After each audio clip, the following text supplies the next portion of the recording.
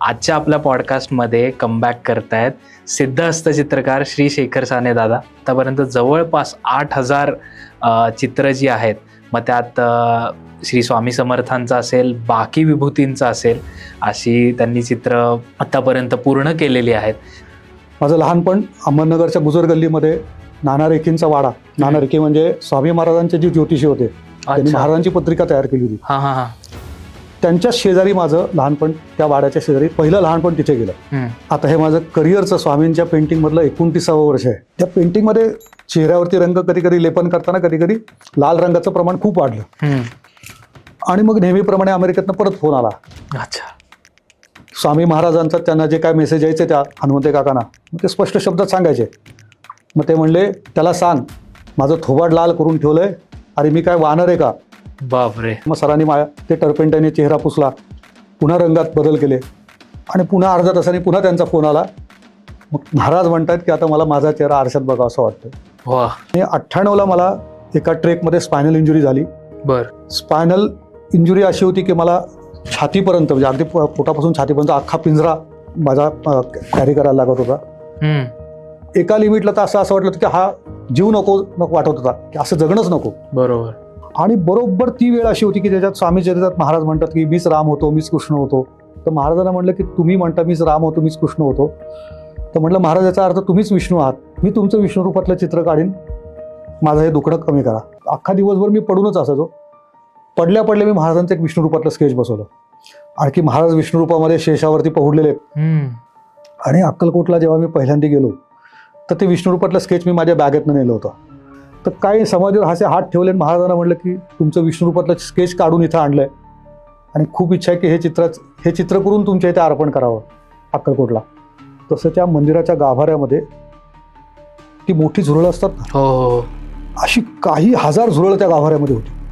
आणि सगळं भिंत दिसणार नाही एवढी झुरळ. आणि ते बघून इतका म्हणजे घाबरल्यासारखं झालं, कारण त्याला मी गाभाऱ्यात उभा होतो आणि बाजूने सगळ्या भिंतींवरती झुरळ होती. तेवढे ते गुरुजी धावत बाहेर आले, पुजारी, आणि मला म्हणले,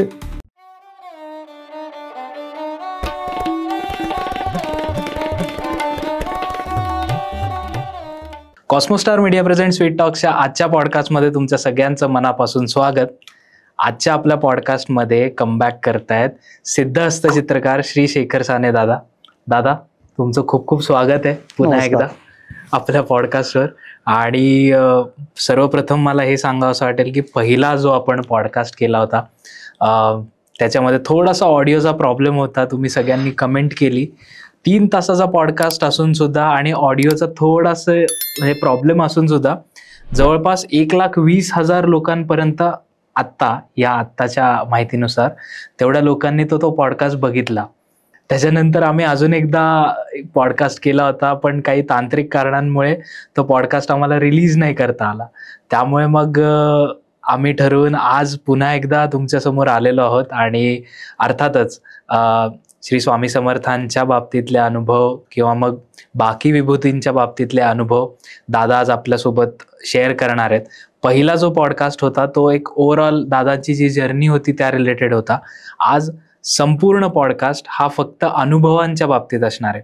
म्हणजे दादांचे अनुभव तुम्ही वेगवेगळ्या ठिकाणी बघितलेच असतील, फेसबुकवर असेल, इंस्टाग्राम, यूट्यूबवर, पण सगळे वेगवेगळे आहेत.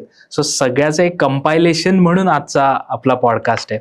आणि दादांची एक बेसिक ओळख सांगायची तर त्यांनी आत्तापर्यंत जवळपास 8,000 चित्र जी आहेत, मग त्यात श्री स्वामी समर्थांचं असेल, बाकी विभूतींचं असेल, अशी त्यांनी चित्र आतापर्यंत पूर्ण केलेली आहेत. त्याचसोबत एक GBB नावाचं एक गोखले बिझनेस बे मध्ये 10x10चं मोठं पेंटिंग, 10x20चं मोठं पेंटिंग दादांनी कोथरूडमध्ये केलेलं आहे, जे आत्तापर्यंत स्वामी समर्थांचं भव्य पेंटिंग आहे. तेवढं आत्तापर्यंत मला नाही वाटत झालं असेल. तर आजच्या आपण पॉडकास्टला सुरू करूयात. दादा, तुमची अनुमती असेल तर करूयात? जरूर. येस. सो सुरू करूयात आजच्या पॉडकास्टला. आणि मी आता सगळी सूत्र जी आहेत ती दादांकडेच देतो, कारण की आपल्याला त्यांचे अनुभव ऐकायचे आहेत. सो दादा, ओव्हर टू यू. ओम विश्वेशम माधवम ढुंडीम दंडपाणींच भैरवम वंदे काशीम गुहाम गंगाम भवानीम मणिकर्णिकाम. ॲक्च्युली आता ही सुरुवात करायची होती मागच्या ते हे खरं पॉडकास्ट वगैरे माझ्यासाठी सगळे नवीन विषय आहेत. हा. सुरुवात फक्त एवढ्या करता ही अनुभव सांगणं किंवा अनुभूती सांगणं याच्या मी सुरुवातीला पहिल्यापासूनच थोडासा विरोधात होतो. परंतु अनेक सत्पुरुषांच्या बोलण्यातनं ज्या गोष्टी कळल्या किंवा अगदी ड्युरिंग करोनाच्या काळामध्ये अनुभूतीच्या काही पॉडकास्टमुळे खूप लोकांना त्याच्यातनं जगण्याची ऊर्जा मिळाली असे लोकांचे माझ्यापर्यंत आलेले मेसेज होते. वा. पण ह्याचं स्वतःच्याकडे कुठलंही क्रेडिट मी ह्या क्षणी सुद्धा घेत नाही आहे. कारण प्रत्येक साधना मार्गातल्या व्यक्तीला आणि जे उपासना साधना आणि कुठल्या तरी देवतेला, आराध्य देवतेला किंवा सद्गुरूंना मानून आपली स्वतःची वाटचाल करत असतात त्या प्रत्येकाला ही प्रचिती येत असते. आणि कुठलेही अवतारी सत्पुरुष, कुठल्याही देवता जर तुम्ही त्यांची मनापासून जर उपासना करत असाल किंवा त्या वाटचालीवर असाल तर त्याची प्रचिती म्हणून तुम्हाला त्या देवतेची कुठेतरी अस्तित्वाची प्रचिती मिळते आणि तीच तुमची अनुभूती असते. फक्त त्याचं आपण म्हणजे माझे गुरु जे सांगायचे त्याचं फार भांडवल करू नये किंवा त्या भांडवलात आपण अडकू नये. अनुभव हे येत राहतात, ते आपल्याला मार्गक्रमण करायला मदत करतात. माझ्या अगदी सुरुवातीच्यापासून म्हणजे मी हे करिअर सुरू करायची सुरुवात आणि थेट आत्तापर्यंत, आता हे माझं करिअरचं स्वामींच्या पेंटिंगमधलं 29वं वर्ष आहे. माझा मुलगा आता 28 वर्षाचा झाला आहे. तोही आता माझ्याबरोबर स्वामींच्या कार्यामध्ये IT कंपनी सोडून माझ्याबरोबर जॉईन झाला आहे आणि खूप सुंदर काम करायला लागलं आहे आत्ताच.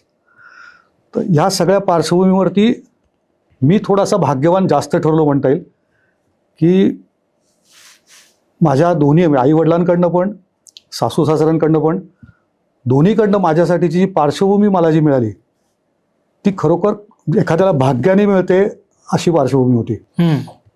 माझं अगदी लहानपणसुद्धा जे आई माझी शिर्डीमध्ये काही काळ नर्स म्हणून होती. बर. शिर्डीच्या समाधीला तिने माझ्या जन्माच्या आधी रोज 108 प्रदक्षिणा माझ्या वेळेला प्रेग्नंट असताना केल्या. त्या सगळ्याच्या ब्लेसिंग्स एकत्रित ब्लेसिंग्स म्हणूयात आपण की त्याच्यानंतर माझ्या जन्मानंतर माझ्याकडनं ह्या कामाचं मला आपोआपच बहुतेक ती बीजं तेव्हा पेरली गेली. वयाच्या 8व्या-9व्या वर्षी माझी आणि धाकट्या मुंज अहमदनगरच्या शमी गणपतीच्या मंदिरात झाली. आणि माझे आजोबा म्हणजे आईचे वडील हे दत्त संप्रदायात खूप अधिकारी सत्पुरुष होते. त्यांची स्वतःची गायत्रीची उपासना होती आणि मुंजीमध्ये गायत्रीची जेव्हा मला संथा वडिलांकडनं मिळाली तर त्या गायत्री मंत्राची संथा मिळाली. त्याच वेळेला मला वडिलांनी जसा मंत्र दिला तसा आजोबांनी माझ्या मुंजीमध्ये मला सांगितलं की शेखर तुला पुढे स्वामींची सेवा करायची आहे. बर. त्याची तयारी आत्तापासून सुरू कर. बर. 8-9 वर्षाच्या वयामध्ये ती बोललेली अक्षरं लक्षात राहिली पण त्याचा अर्थ कळला नव्हता. पुढे वाटचाल सुरू होत गेली. लहानपणचं माझं खूप आमच्या घरातलं लहानपण माझं खूप हालाकीमध्ये गेलं. आई नर्स होती, वडील माझे सॉईल कॉन्झर्वेशनमध्ये ॲग्रिकल्चर डिपार्टमेंटमध्ये क्लार्क होते आणि खूप बेताची परिस्थिती होती. फक्त नगरमध्ये मी 17 ते 18 जागा बदलल्या. अच्छा. आणि परिस्थिती म्हणजे या गोष्टी प्रत्येकाच्या वाटचाला प्लस मायनस येत असतात, त्याच्याबद्दल तक्रार नाही, पण त्याच्यातनं तुम्हाला खूप अनुभव आणि एक्सपोजर मिळत असतं. माझं लहानपण अहमदनगरच्या गुजर गल्लीमध्ये नाना रेखेंचा वाडा, नाना रेखे म्हणजे स्वामी महाराजांचे जे ज्योतिषी होते त्यांनी महाराजांची पत्रिका तयार केली होती, त्यांच्या शेजारी माझं लहानपण, त्या वाड्याच्या शेजारी पहिलं लहानपण तिथे गेलं. आणि तिथून स्वामींचं चित्र काढायची स्फूर्ती अगदी लहानपणी तिथून माझ्याकडे सुरुवात झाली होती. माझ्या वडिलांना घरामध्ये वेगवेगळ्या देवतांचे फोटो घरामध्ये लावायचे भयंकर असले काहीतरी सवय असल्यामुळे आमच्या घरात चित्रकार पी सरदार, रघुवीर मुळगावकर, अशी मोठ्या त्या SM पंडित सरांची अशी काही अप्रतिम चित्र घरामध्ये लहानपणी आमच्या देवघराच्या भिंतीवर असल्यामुळे ती चित्र माझी लहानपणी इन्स्पिरेशन होती. बर. त्यातनं माझ्या कामाची सुरुवात झाली होती. आणि यात ते 5वी ते 10वी हायस्कूलच्या ह्याच्यात सुद्धा नगरला जरी राहत असलो तरी माझा ओढा पुण्याकडे होता. माझे मामा पुण्यामध्ये राहायचे आणि दर वर्षीच्या मे महिन्याच्या सुट्टीमध्ये मी पुण्याला मामांकडे यायचो त्यावेळेला. ओके. आणि स्वरूपवर्धिनी नावाची संस्था मंगळवार पेठेमध्ये, त्या संस्थेत माझे खूप लहानपणचे सगळे मित्र त्या संस्थेत आहेत. त्या संस्थेच्या शिबिरासाठी पण मी पुण्यामध्ये यायचो. आणि तोच काळ होता की जेव्हा मी पुण्यात आल्यानंतर पुण्यामध्ये चित्रकार अरुण फडणीस ज्यांनी माझ्या आधी स्वामींची सगळ्यात जास्त चित्र काढली. राजर आपण असं म्हणूयात की स्वामी महाराज चित्रात्मक लोकांच्यापर्यंत पहिल्यांदा पोहोचले ते फडणीस सरांच्यामुळे. आणि मला लहानपणी 5वी ते 10वी सरांचा सहवास खूप मिळाला. मी 5वी ते 10वीच्या जवळपास 4-5 वर्ष दर महिन्याच्या मे महिन्याच्या सुट्टीत मामांच्यामुळे सरांच्या घरी मला मामा दिवसभर सोडायचे आणि मी अख्खा दिवस त्यांच्याकडे चित्र शिकणे किंवा ते इन्स्पिरेशन मिळवण्यासाठी मी त्यांच्याकडे जात होतो. हे सगळं करत असताना कुठेही मी पुढे स्वामींची चित्र काढणार आहे किंवा मला हे काहीतरी करायचंय हा विषय माझ्या डोक्यात पण नव्हता. फक्त मी हे सगळं ऑब्झर्व करत होतो किंवा माझ्या ते आपोआप माझ्या मनाच्या कवडशातने सगळं ते आत की सगळे माझे चित्रांचे कवडसे त्याच्यावर पडत होते आणि त्या प्रतिबिंब नकळत माझ्यावर कुठंतरी ती बीज रोपण करत होते की मला माहीत पण नव्हतं हे आपण काय करतोय. त्या काळात मला निसर्गाची आणि विशेष करून समुद्राची चित्र काढायला जास्त आवडायची. बर. ती काढता काढता मी फक्त फडणीस सर जे स्वामींची पेंटिंग करत असायचे एक कुठल्या तरी तिसऱ्या नजरेने माझं त्यांच्याकडे फक्त लक्ष असायचं की हे काय काढतायत कसं करतायत आणि कुठेतरी आकलन चालू होतं माझं त्या काळात. त्या काळातला फक्त एक गूढ गोष्ट अशी असायची की सर ज्यावेळेला चित्र काढत असायचे तर त्यावेळेला त्यांचा भाव खूप खूप उत्कट भावाने त्यांचं चित्र काढणं चालू असायचं. आणि चित्र काढत असताना मी त्यावेळेला पहिला म्हणजे मला जो कळत नसलेला काळ असतो आणि साधारणपणे अध्यात्माविषयी फार काही कळतही नसतं आणि माहीतही नसतं. पण त्या काळामध्ये काही गोष्टींचे इम्पॅक्ट तुमच्यावरती न कळत होत असतात. तसं त्यांच्या सहवासात असताना त्यांना चित्र चालू असताना त्यांच्या चित्रात जर काही चूक झाली तर त्या काळात त्यांना डॉक्टर मुकुंदराव हनुमंते अमेरिका हे फार मोठे सत्पुरुष अमेरिकेत आहेत, आत्ताही हयात आहेत अजून.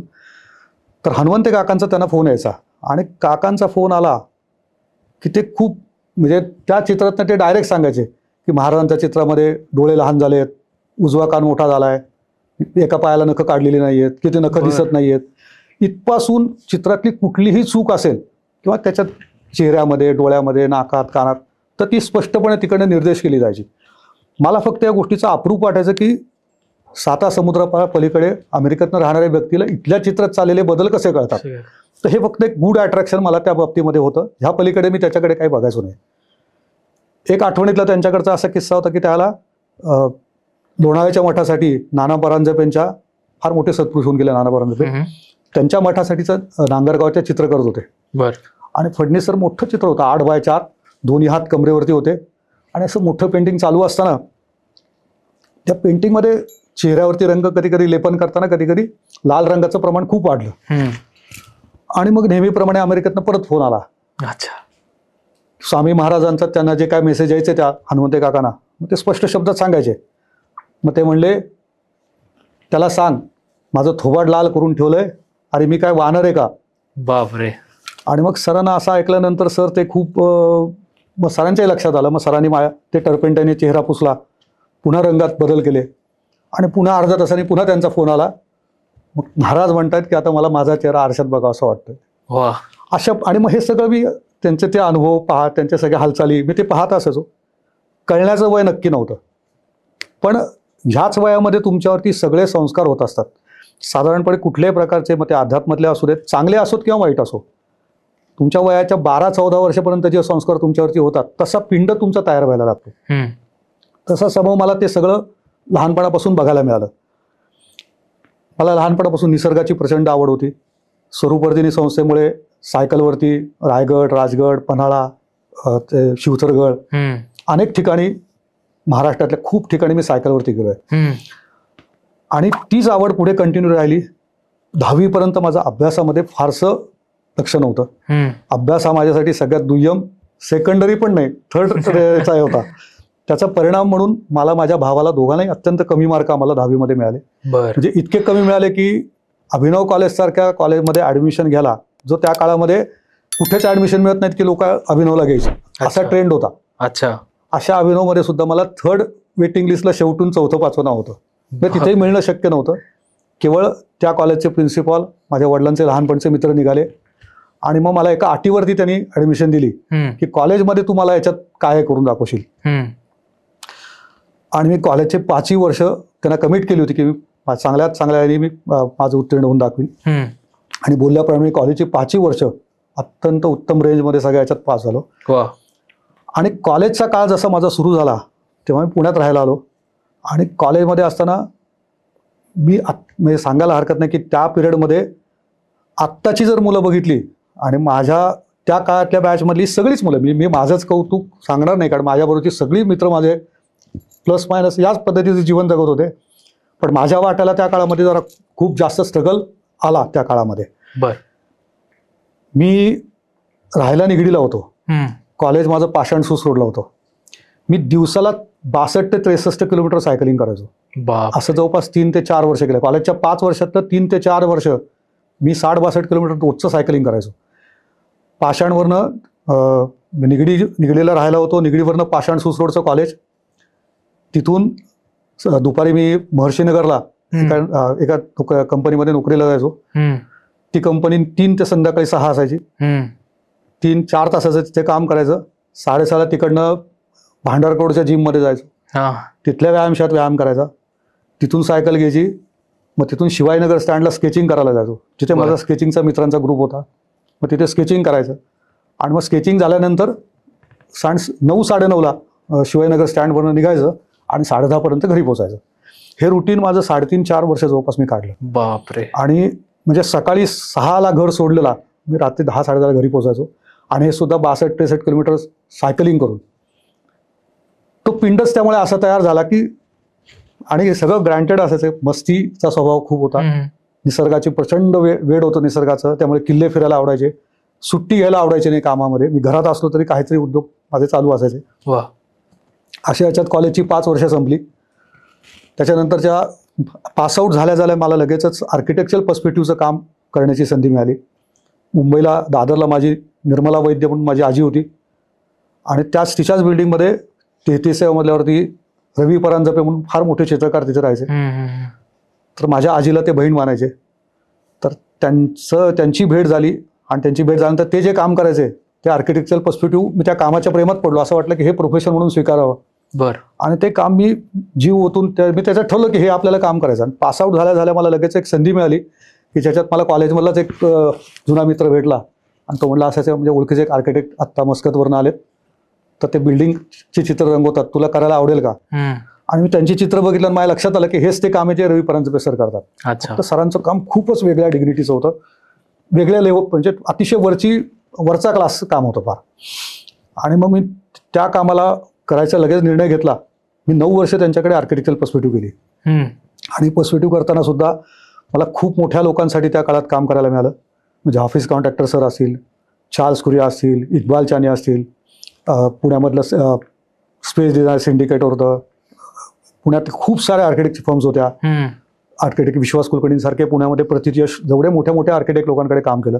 तो करता करता प्रवास सुरू झाला आणि 9-10 वर्ष मी त्या प्रोफेशनला झोकून दिलं.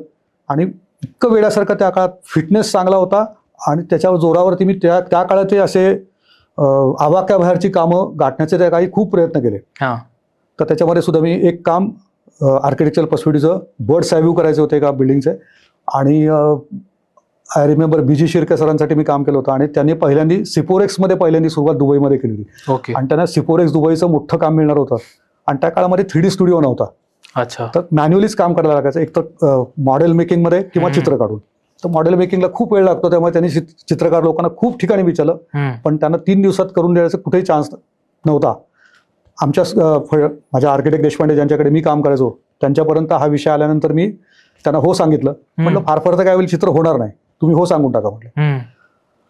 आणि 46 तास सलग 3 दिवस न झोपता मी काम केलं होतं. बापरे. आणि अप्रतिम चित्र पूर्ण झालं. आणि त्या काळामध्ये मला BG शिर्के सरांकडनं त्या काळात 10,000 रुपये प्राईज मिळालं होतं की जेव्हा मला पगार 1200 रुपये होता. आणि त्यांनी मला 10,000 प्राईज त्याला दिलं. आणि मला ते एवढंच बोलले की फक्त जस्ट बिकॉज ऑफ यू आमचं प्रेझेंटेशन सक्सेस झालं. तर तिथे वाटलं होतं की कदाचित मी हे आर्किटेक्चरल पर्स्पेक्टिव्हमध्येच माझं पुढचं करिअर करीन. कलाटणी कुठे मिळते, काय चेंजेस होतात, पुढे काय वाढून ठेवलेलं असतं, आपल्याला कुणालाच काही माहिती नसतं. आणि घटना घडत आपण पुढे झालेलो असतो. आणि मी हे माझं अति जागरण करणं, अति काम करणं, माझे आजोबा नेहमी सांगायचे की अतिरेकी प्रकार सगळे थांबव आणि कुठलेच अतिरेक न करता स्टेबल काम करण्याचा प्रयत्न कर. आजोबांचे संस्कार, आजोबांनी अनेक गोष्टी आम्हाला लहानपणापासून म्हणजे अध्यात्म खूप सोप्या पद्धतीने सांगायचे. संस्कार त्यातनं घडत गेले. लहानपणी सुद्धा मला आठवतं की म्हणजे आम्हाला प्रदक्षिणा का करायच्या, औदुंबराच्या का करायच्या, गणपतीच्या का करायच्या, त्याच्यातलं सायन्स काय, देवतेच्या पुढे नारळ का ठेवायचा, ही कुणाला आत्ताच्या काळात विचारलं तर पटकन कुणाला माहीत पण नसतं. अगदी पटकन जर कुणाला विचारलं की श्रीफळ हा का पूजेमध्ये वापरतात तर कुणी सांगू शकत नाही. तर पंचमहाभूत रूप जी सगळी जी आपण म्हणतो, पृथ्वी आप तेज वायू जल अग्नी, ही सगळी आयडेंटिकली प्रत्यक्ष रूपामध्ये त्याच्यामध्ये प्रत्यक्ष असतात. ओके. म्हणजे नारळाची कवटी म्हणजे पृथ्वी तत्व, आतली ओपन स्पेस म्हणजे आकाश तत्व, आतली हवा म्हणजे वायू तत्व, आतलं पाणी म्हणजे जल तत्व, करेक्ट, आणि आतल्या खोबऱ्याच्या तेलात असलेला अग्नी जो सुप्त स्वरूपात आहे तो म्हणजे अग्नितत्व. बरोबर. तर ही सगळी त्याच्यामध्ये तत्व त्याच्यात एकत्रित असतात. आणि हे श्रीफळ जे असतं त्याला 3 डोळे असतात, त्याला श्रीफळ म्हणतात. त्याला एक शेंडी ठेवतो आपण. त्याला थोडक्यात एक तो सजीव देवता आणि भक्तामधला एक दुवा म्हणून, तो मीडिएटर म्हणून त्या नारळाचा वापर करतात. करेक्ट. आणि श्रीफळ ही गोष्ट जशी अध्यात्म साधना उपासना मार्गामध्ये किंवा देवताच्या जर आपण मंगला कुठल्याही प्रतीक म्हणून श्रीफळ जसं वापरतो तसं तंत्र मार्गामध्ये पण नारळाचा खूप वापर करतात. तांत्रिक लोक पण करतात, अघोरी लोक पण करतात. तर श्रीफळ हे जिवंत त्याच्यात सोल असलेला एखादा त्याला आपण म्हणूया ते फळ असतं ज्याचा वापर या सगळ्या ठिकाणी होतो. हे मला आजोबांनी त्या काळी सांगितलं होतं जेव्हा माझं कळायचं पण माहिती नव्हतं. अच्छा. तिथून अध्यात्माबद्दल गूढ अट्रॅक्शन होतं. आजोबांच्याकडे प्रचंड पुस्तकांचं कलेक्शन होतं. त्याच्यातनं माझ्या या गोडी आवडी सगळ्या त्याच्यातनं डेव्हलप झाल्या होत्या. फक्त मी 100% आध्यात्मिक नक्की नव्हतो. कॉलेज पासआउट होईपर्यंत मस्तीखोर स्वभाव, निसर्गाची प्रचंड आवड, त्याच वेळेला जंगलाचं इतकं अट्रॅक्शन असल्यामुळे मी इव्हन आर्किटेक्चरल पर्स्पेक्टिव्हचं 10 वर्ष प्रोफेशन केलं. त्यावेळेला सुद्धा मी महिन्यातनं 2दा ट्रेकला जायचो.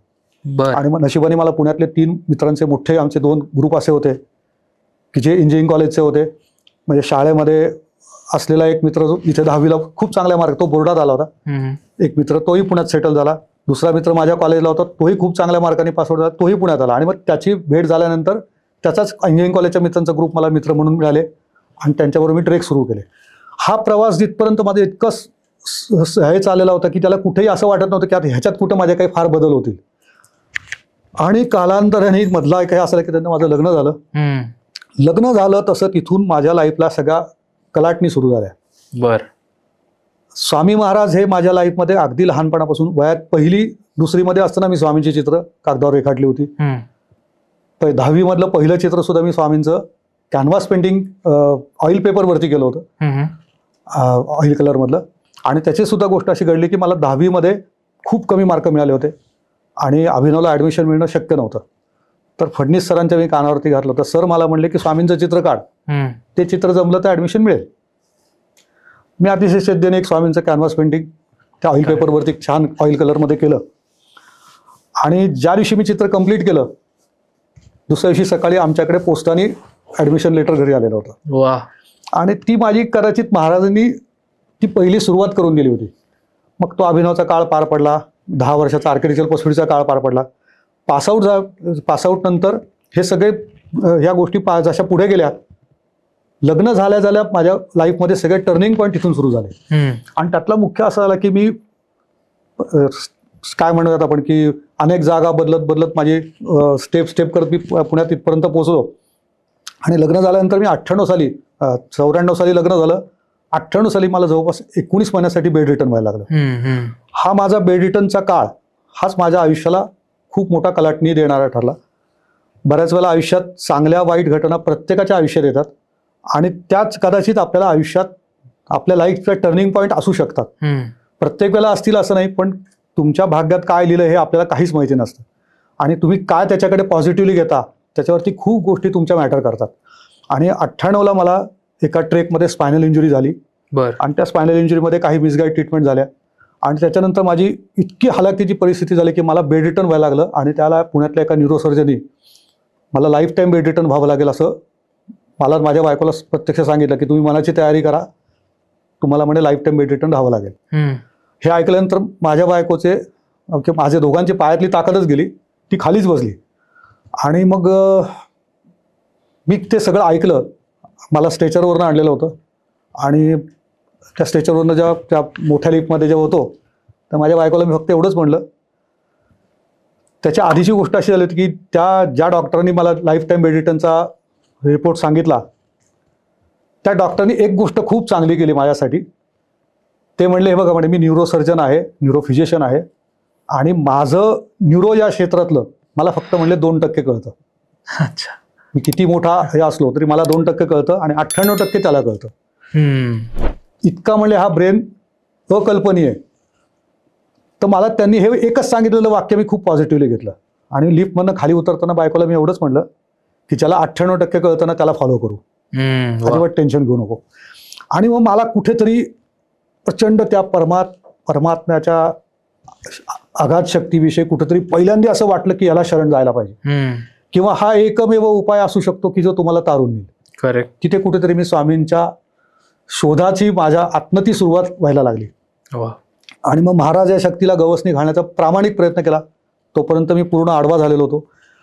स्पायनल इंजुरी अशी होती की मला छातीपर्यंत, म्हणजे अगदी पोटापासून छातीपर्यंत अख्खा पिंजरा माझा कॅरी करायला लागत होता.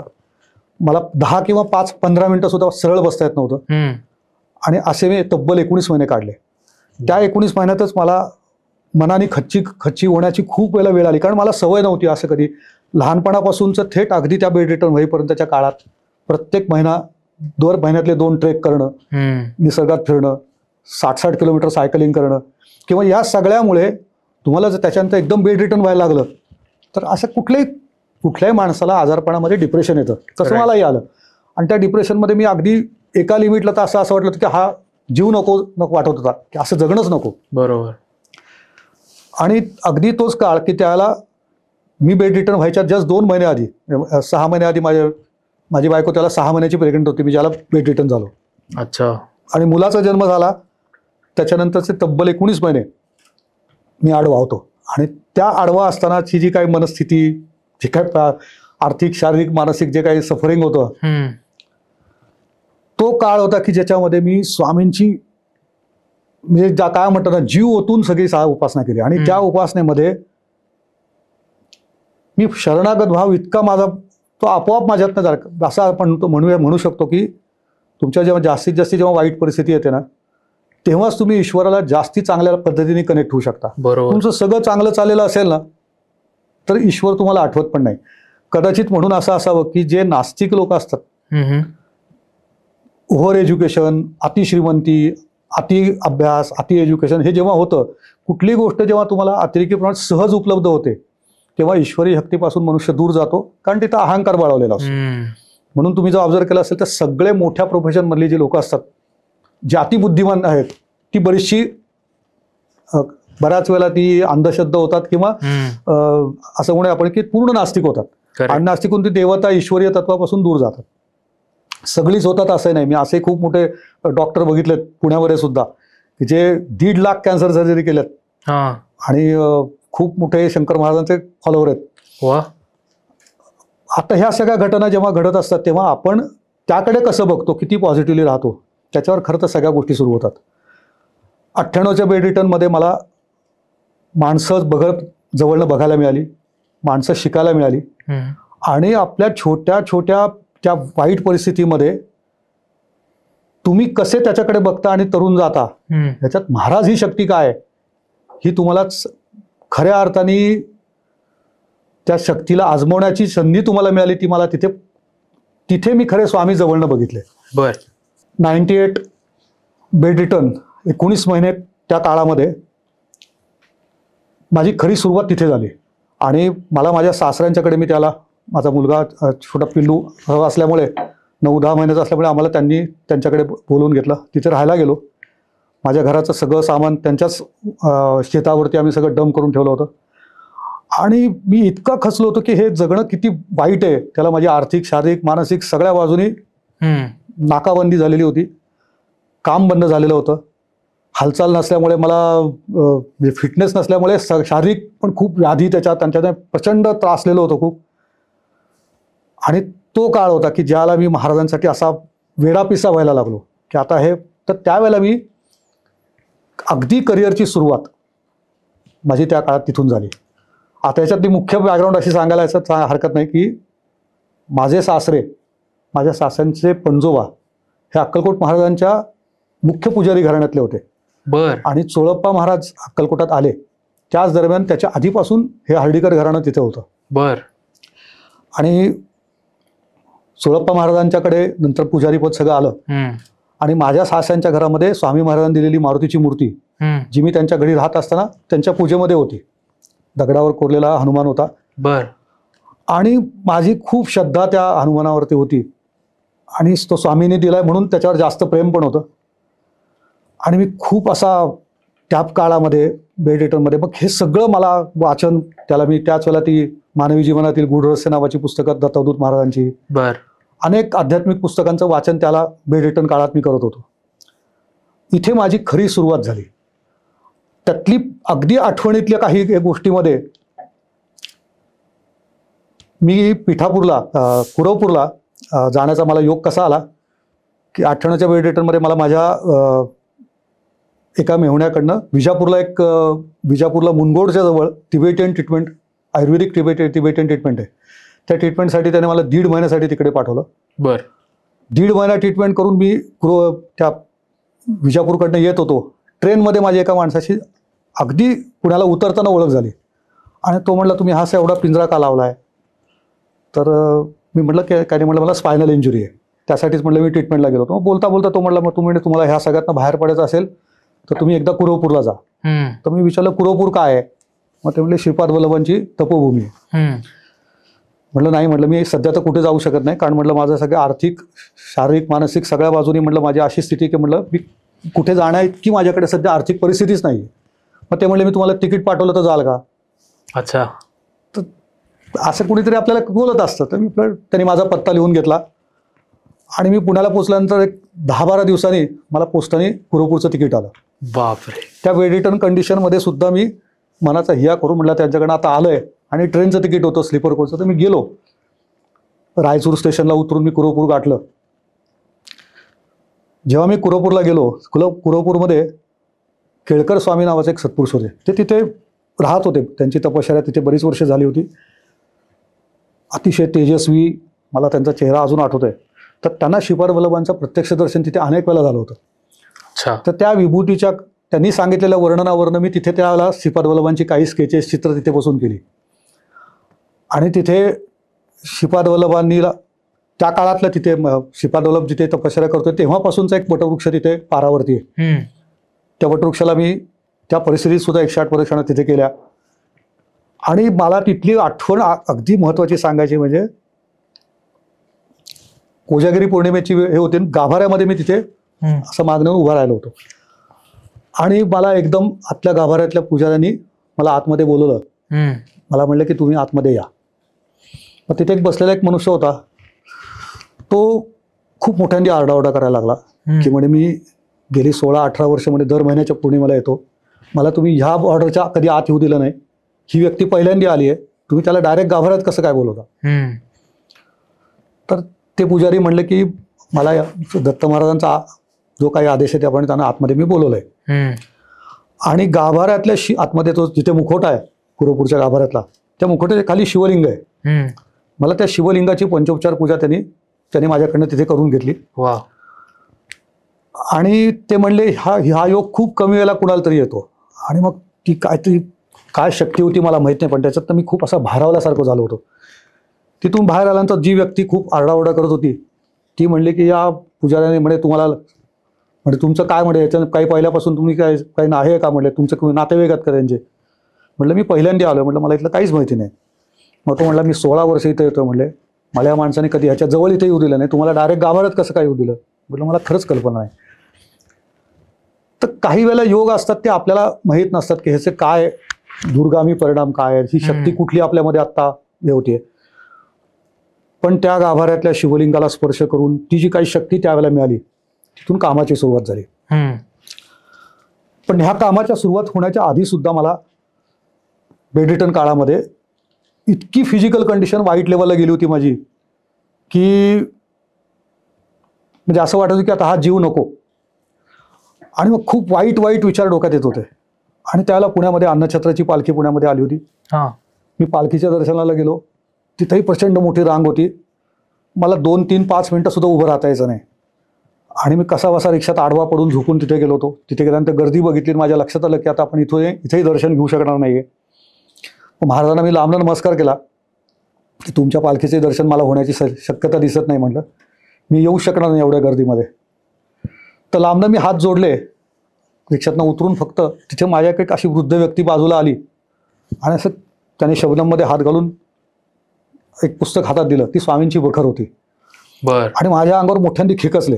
आणि त्यावेळेला माझा असा इथपर्यंत प्लॅन केला होता की आता जगायचं नाही, ही रिक्षा अशीच फिरवायची आणि खडकी स्टेशनला जायचं. इतके वाईट विचार डोक्यात चालू असताना सुद्धा ते पुस्तक जेव्हा हातात आलं, महाराजांची बखर, ते मोठ्यांनी माझ्याशी खेकसलेत. म्हणले वाच. तर तो वाच असा शब्द माझ्या कानापर्यंत येताना त्याचा अर्थ मी असा घेतला की वाच म्हणजे आत्ता मरू नको. हा, वाच.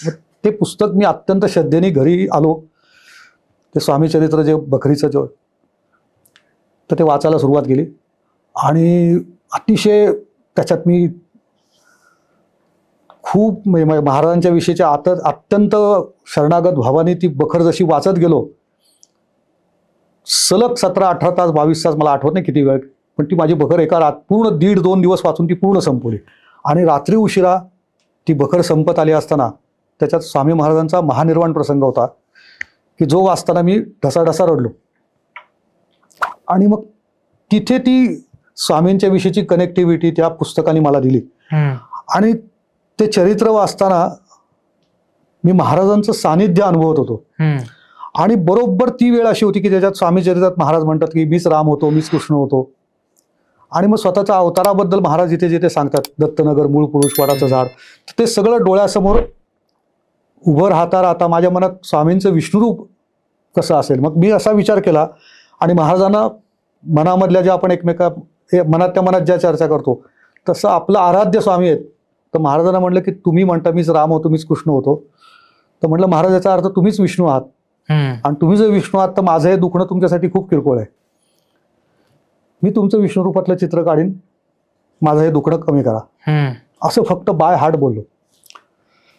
तर ते आतलं द्वंद्व जे होतं किंवा आतले जे विचार होते ते कुठंतरी आतमध्ये महाराजांशी संवाद करत होते. आणि करता करता मी त्याच बेड रिटर्न कंडिशनमध्ये मी कागदावरती विष्णू रूपातलं स्केच रेखाटलं. आणि 98-99 सालच्या त्या स्केचनी जसं स्केच पूर्ण झालं, मला असं वाटलं की आता इथून अक्कलकोटला ताबडतोब जावं. पण कंडिशन अशी होती की मला थोडासा प्रवास, उभं राहणं, बसणं काहीच पॉसिबल होत नव्हतं. आणि मग तो 98चा काळ अशा स्थितीला पोचला की कुठंच जाता येईना. मग पुण्यामध्ये प्रभात रोडला नाना गद्रे नावाचे एक सत्पुरुष होते. तसे त्या काळामध्ये 98 ते जवळपास 2005, 6, 7 सालापर्यंत पुण्यामध्ये खूप सत्पुरुष होते. त्यातले हे एक नाना गद्रे. आणि जे हनुमंते काका मी लहानपणी ज्यांच्या अनेक गोष्टी फडणीस सरांच्या बाबतीत ऐकल्या होत्या, ते नाना गद्रेंनाच गुरुस्थानी मानायचे, ते हनुमंते काका. बर. आणि तर या अतिशय तेजस्वी सत्पुरुषाला भेटायचा पहिल्यांदा योग आला. आणि मग त्यांच्याकडे मी त्यावेळेला त्या गुरुवारी ते गादीवर, गुरुवारी खूप लोक त्यांच्याकडे मार्गदर्शन घ्यायला यायचे. मग मी त्यांच्याकडे अनेकदा महिन्यात एखाद दुसऱ्या गुरुवारी मी त्यांच्याकडे जायचो. आणि मग नाना सांगतील त्या गोष्टी करायच्या. ही झाली होती सुरुवात. आणि खूप तिथे कसं कुठेतरी वाटायचं की इथं आपण आता जातो तर आपल्याला काहीतरी मार्ग मिळेल. अतिशय तेजस्वी, देखणे आणि बऱ्यापैकी त्यांच्या वृद्ध असल्यामुळे सतत व्हीलचेअरवर बसलेले असायचे. बर. आणि कमालीचे तेजस्वी, वाणीला खूप तेज होतं आणि सिद्ध पुरुष होते. तर मग मी त्या काळात त्यांच्याकडे जात असताना एकदा मला स्वप्न पडलं. आणि त्या स्वप्नामध्ये मला पाटावरती स्वामी महाराज असे कमरेवर हात ठेवून उभे, पाटावरती सगळे देव बसलेत, छोटे छोटे छोटे. बाहेरच्या बाजूला एक मोठा वटवृक्ष आहे, तिथे लोक प्रदक्षिणा घालतायत. त्याच्या बाजूला एक जिना आहे, तिथं वरती दत्त पादुका आहेत. असं मला अगदी क्लिअर एकूण एक डिटेल्स दिसतील असं स्वप्न पडलं. आणि मला असं वाटलं की हेच अक्कलकोट आहे. तोपर्यंत मी अक्कलकोट बघितलेलं नव्हतं. मग मी दुसऱ्या दिवशी सकाळी नाना गद्रेंच्याकडे गेलो, गुरुवार होता. नानांना म्हटलं मला असं असं दर्शन झालंय, तर मग मी अक्कलकोटला जाऊ का? तर त्यांनी मला असं फक्त माझ्याकडे असं बघितलं आणि एकदम मला म्हणले, अरे बाळा, म्हणले हे अक्कलकोटला जायची काही गरज नाही, ते अक्कलकोट नाहीये म्हणले, अजून अक्कलकोटला जायचंय म्हणले तुला. आणि मग त्याने डोळे मिटले आणि मला पटकन म्हणले, असं कर म्हणले, उद्या सकाळी उठ आणि म्हणले इथे पुण्यामध्ये मंडईमध्ये एक मठ आहे स्वामींचा, तिथे जा. आणि मंडई मठात मी पहिल्यांदा गेलो आणि तिथे जाऊन महाराजांना प्रार्थना कर की मला अक्कलकोटला यायचं आहे. म्हणून मी त्या मठाला 2 एंट्रन्स आहेत. एक फ्रंट मुख्य एंट्रन्स आहे, एक पाठीमागच्या बाजूने एक कुंभार गल्लीतला एंट्रन्स आहे. त्या कुंभार गल्लीतल्या एंट्रन्समध्ये मी मठात आत एंट्री केली आणि जसा मी आत आलो तसं मी जे स्वप्नात बघितलेलं जे दृश्य होतं ते समोर दिसायला लागलं. बर. आणि जसं मठात मी जे स्वप्नात बघितलं होतं त्यात इतकं डिटेल बघितलं होतं की गाभाऱ्यातल्या समोरच्या भिंतीवरती एक मारुतीचा शंकर महाराजांचा फोटो आहे. त्याच्या शेजारी माझ्या सास्यांच्या घरातली मारुतीची मूर्ती बघितली. बर. बाहेरच्या बाजूला वटवृक्ष, त्याला लोक प्रदक्षिणा करतायत, त्याच्या बाजूला एक जिना आहे. हे सगळं जसं स्वप्नात बघितलं तसं मला सगळं समोर दिसत होतं. फक्त मी स्वप्नात ज्या एंट्रन्सने आलो होतो त्याच्या विरुद्ध एंट्रन्समधून आतमध्ये आलो होतो, पण तरी मी ते सगळं ओळखलं. आणि मग तिथे त्यावेळेला मंडई मठाचे एक अध्यक्ष होते नाना उभे म्हणून, त्या नानासाहेब उभेंना मी जाऊन आतमध्ये भेटलो आणि त्यांना विचारलं की म्हणले इथे जिन्यावरती दत्तपादुका आहेत का म्हणलं. तर ते म्हणले तुम्हाला काय माहिती. नाही म्हटलं मला स्वप्नात दिसल्या. मग ते मला स्वतःहून मला म्हणले की तुम्हाला वरती मी घेऊन जातो. आणि मग ते मला त्या वरच्या पादुकांचं दर्शन त्यांनी मला तिथे घडवलं. बर. आणि मग ते दर्शन घडल्यानंतर मला खात्री झाली की जे स्वप्नात जसं दिसलं तसं सगळ्या प्रत्येक गोष्टी तशाच्या तशा दिसल्या. आणि मग गाभाऱ्यात जेव्हा पाहिलं तर तिथे पण स्वामींची कमरेवर हात ठेवलेली मूर्ती होती. आणि महाराज जिथे उभे आहेत त्याच्या पुढच्या बाजूला छोट्या छोट्या देवतांच्या मूर्ती अशा पुढच्या बाजूला ठेवलेल्या दिसल्या. तर हे सुद्धा स्वप्नात पाहिलेल्या सगळ्या गोष्टीचं सांकेतिक रूप मला तिथे बघायला मिळालं. बर. आणि तिथे मी पहिल्यांदा कुठेतरी अशा शक्ती आपल्यावर लक्ष ठेवून असल्याचा जो आनंद मिळाला, काहीतरी ते एक आध्यात्मिक सुख पहिल्यांदा अनुभवलं की असं काहीतरी असतं. आणि हे मी प्रत्यक्ष अनुभवलं. आणि मग नाना गजरेंना सांगितलं. नाना म्हणले की झालं का समाधान. म्हणले जर आता तो म्हणले मठ तुला इथे पुण्यातला दिसलाय तर स्वामी सांगतात इथंच सेवा कर. बर. तर मग मी तिथे दर गुरुवारी, नाना सांगत होते मग त्याला त्या बेड रिटर्न कंडिशनमध्ये सुद्धा मी दर गुरुवारी दर्शनाला तिथे जायचो. फक्त मी तिथे फार वेळ थांबू शकायचो नाही कारण उभंच राहायचं नाही. करेक्ट. असा काळ तो माझा काळ तिथून पुढे सुरू झाला. आणि जसा जसा तो पुढे जायला लागला त्या 17-18 महिन्याच्या बेड रिटर्न काळामध्ये मी प्रचंड ताकदीने माझी उपासना वाढवली. आणि मला समव असं म्हणता येईल की त्याला मला वेळ लागलं उपासनेचं. जे नवीन कळेल, जे नवीन स्तोत्र आहे करता येईल ते म्हणायचं, ते पाठ करायचं, त्याची अनेक आवर्तनं करायची, अशी काहीतरी मला सवयी त्याच्यातनं लागल्या.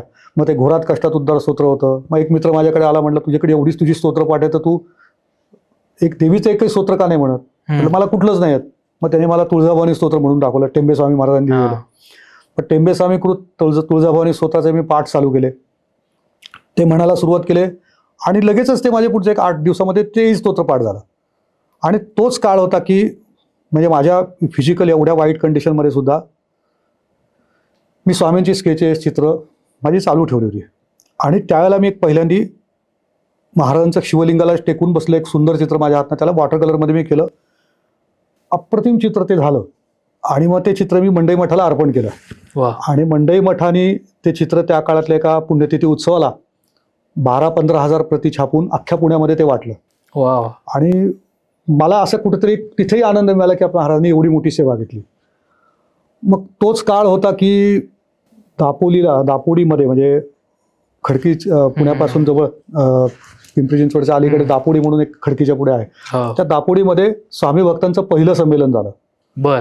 त्या संमेलनाला भव्य दिव्य 30-40 फूट लेनचं एक मोठं चित्र करायचं होतं बॅकड्रॉपला. आणि अरुण फडणवीस सरांच्या बरोबर एक चित्रकार लोकांची समिती स्थापन झाली होती.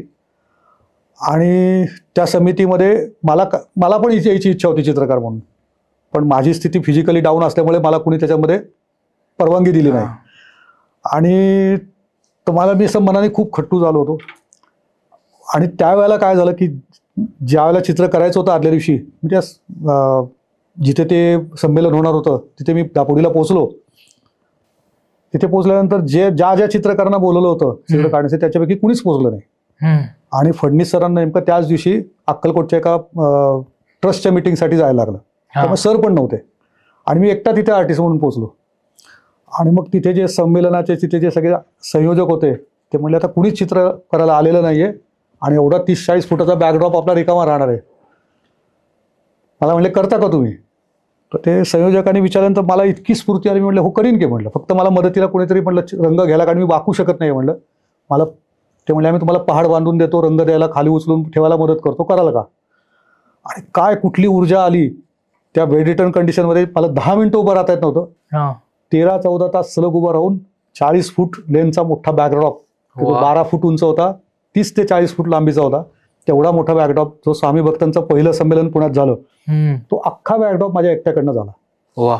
मदतीला जे 3-4 लोक होते ते आर्टिस्ट नव्हते, ते फक्त मला रंग कालवून हे करायला, आणि चित्र पूर्णत्वाला गेलं.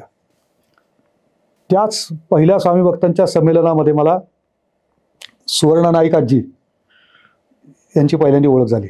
या नाईक मावशी हा माझ्या अनुभवात पुढे कुठेतरी त्यांचा उल्लेख येईलच.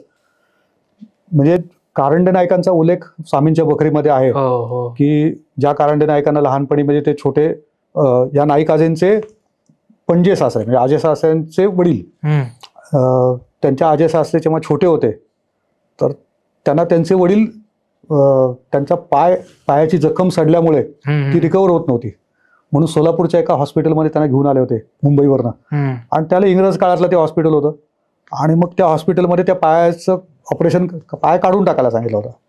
आणि मग तिथे ते सोलापूरला आल्यानंतर कुणीतरी त्यांना सांगितलं की अक्कलकोटला जा, अक्कलकोटला प्रत्यक्ष दत्तावतारी विभूती आहे, त्यांच्या दर्शनाने तुम्हाला कदाचित मार्ग सापडेल. ते दर्शनाला अक्कलकोटला जातात, तर अक्कलकोटला महाराज हत्तीच्या पागेमध्ये बसलेले असतात. तर हत्तीच्या पागामध्ये ते दर्शनाला तिथे गेल्यानंतर महाराज त्या बाळाकडे बघतात आणि सांगतात की हत्तीच्या मुताची माती त्या जखमेला लाव, आणि त्या बाळाचा पाय पुन्हा रिकवर होतो. ते जे कारंडी नाईक आहेत ते या नाईक आजींचे पणजे सासरे. अच्छा. आणि या नाईक आजींची ओळख सुद्धा माझी या संमेलनात झाली. अनेक सत्पुरुषांना गवसणी त्याच संमेलनात माझी तिथून झाली. तिथेच माझी एका मित्राची ओळख झाली, ज्याच्यामुळे मला डॉक्टर राम भोसलेंच्याकडे जायला मिळालं. बर. माझ्या ह्या सगळ्या आध्यात्मिक प्रवासातली भेटलेली सगळ्यात मोठी अधिकारी, पहिली विभूती म्हणजे डॉक्टर राम भोसले. जेव्हा मी पूर्ण बेड रिटर्न कंडिशनमध्ये अशा स्थितीत होतो की आता मला ह्याच्यानं सुटका नाही, अगदी तो काळ, आणि मला त्या ज्या मित्राची, माझी डोंबिवलीच्या मित्राची भेट झाली, त्याचा सख्खा मावस भाऊ डॉक्टर साहेबांच्या कडे, त्यांच्या सेवेला त्यांनी पूर्ण वाहून घेतलं होतं. त्याच्यामुळे मला त्यांच्याकडे जाण्याचा योग आला. माझ्या माहितीमध्ये 99 साल होतं, आणि डॉक्टर राम भोसले हे एकमेव सत्पुरुष असे मानले जातात की ज्यांना महाअवतार बाबाजींचा प्रत्यक्ष सहवास मिळाला. आणि शंकर महाराज समाधीस्थ होण्याच्या आधी हे राम भोसले प्रत्यक्ष महाअवतारांबरोबर काही वर्ष हिमालयामध्ये राहत होते. बरोबर. आणि त्याची खूप, त्या दिव्यस्पर्शी नावाच्या पुस्तकात त्याचं सगळे वर्णन आहे. करेक्ट. आणि मला जेव्हा माझा मित्र त्यांच्याकडे पहिल्यांदा घेऊन गेला, तर माझ्या दृष्टीने फक्त ते खूप मोठे डॉक्टर आहेत की जे आपल्या पाठीचं दुखणं बरं करतील. मग ते सत्पुरुष आहेत तर हा एक ॲडिशनल आहे, पण मला ते सत्पुरुष आहेत याच्यात मी फार अडकत नव्हतो, कारण मला बरं व्हायचं होतं. आणि त्यांच्याकडे जेव्हा मी पहिल्यांदा गेलो, मला अजून आठवतंय, असे जे सावळ्या वर्णाचे मोठं पोट होतं, आणि असे स्थूल देह होता, आणि वृद्ध होते, आणि जे तिथे पलंगावर बसले होते, तर त्यांनी मला पहिल्याच भेटीमध्ये, मला अगदी आठवतंय की माझे असे प्रश्नार्थक माझ्याकडे अशी नजर टाकली, मला 2-3च गोष्टी अशा सांगितल्या तिथल्या तिथे की ज्या फक्त मला माहीत होत्या. आणि मग मी त्यांच्या पायावर डोकं ठेवलं, आणि मग त्यांनी माझ्याकडे खूप वेळ ते बघत होते, आणि मग एकदम मला सांगितलं की कपडे काढा म्हणले, आणि मला कपडे काढून पलंगावरती हे करायला सांगितलं. आणि त्यांनी मला पहिल्यांदा स्पाईनला ट्रीटमेंट दिली, आणि ती ट्रीटमेंट देताना मला तो अजून फील आठवते. त्यांची जेव्हा बोटं माझ्या मानेच्या मणक्यापासून नाकाडापर्यंत फिरत होती, तेव्हा असं वाटत होतं की कुणीतरी गुलाबाची फुलं आपल्या पाठीवर पुस्करतंय. इतके ते हात मुलायम आणि वेगळेच व्हायब्रेशन होते, संवाहन. आणि ती संवाहन थेरपी त्यांनी जेव्हा मला दिली, त्या संवाहन थेरपीने मला संजीवनी प्राप्त झाल्यासारखं झालं. आणि मला खूप एनर्जी चेंज झाली सगळी. आणि मग ते मसाज करता करता त्याने माझ्या पाठीवर असा एक फटका मारला, आणि मला म्हणले, तुम्हारा बाप बहुत बडा है, तुमको कुछ नहीं होगा, खडे हो जाओ. बर. उठून उभा राहिलो. आणि मग मला म्हणले, पुढच्या काही गुरुवार तू माझ्याकडे ये म्हणले मुंबईला, एक 5-7 ट्रीटमेंट घे, तू बरा होशील म्हणले. मग पहिली, दुसरी, तिसरी अशा ट्रीटमेंट सुरू झाल्या. त्यातल्या दुसऱ्या का तिसऱ्या ट्रीटमेंटला माझ्यावर माझे काही ठाण्यामधले मित्र, डोंबिवलीतले मित्र बरोबर होते. आणि तिथे गेलो असताना आम्ही सगळे मित्र तिथे होतो, आणि डॉक्टर साहेबांची ट्रीटमेंट, लोकांना ते ट्रीटमेंट देत होते. आणि त्यावेळेला काय झालं, तर त्यांना, ते पण स्वतः पेशंट होते, वृद्ध होते खूप, तर त्यांची औषधं द्यायला त्यांची तिथे नर्स असायची. तर ती त्यांना औषध द्यायला म्हणून आम्हाला सगळ्यांना बाजूला थांबायला सांगितलं. आणि एकाएकी मला तिथे भिंतीपाशी एक अशी फिगर दिसायला लागली. आणि ती म्हणजे ट्रान्सपरंट बॉडी फॉर्ममध्ये एक फिगर होती की जी उभं राहिल्यानंतर त्याचे हात जमिनीला टेकलेले होते. बर. असं काहीतरी भयंकर रूप, अंगावरती वस्त्र नाही, केस त्यांच्या कमरेपर्यंत, सांड टिबेटियन दिसणारा चेहरा. आणि असं काहीतरी रूप बघून मी थोडासा हादरलो, घाबरलो.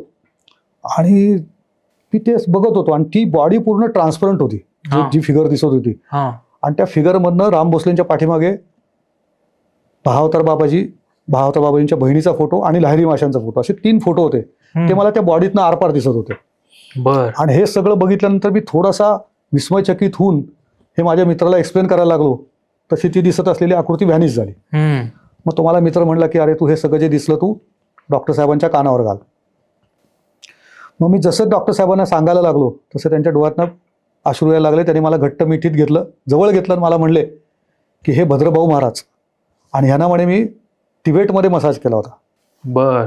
आणि जेव्हा मी त्यांना मसाज केला तेव्हा त्यांच्या थंडीने शिरा आखडलेल्या होत्या. आणि महाअवतार बाबाजींच्या निर्देशाप्रमाणे त्यांना म्हणे मसाज केला. आणि ते पहाडावर जिथे झोपले होते तर ते 6 इंच आधांतरी होते. अशा स्थितीत पण मी त्यांच्या संपूर्ण बॉडीला मसाज केला.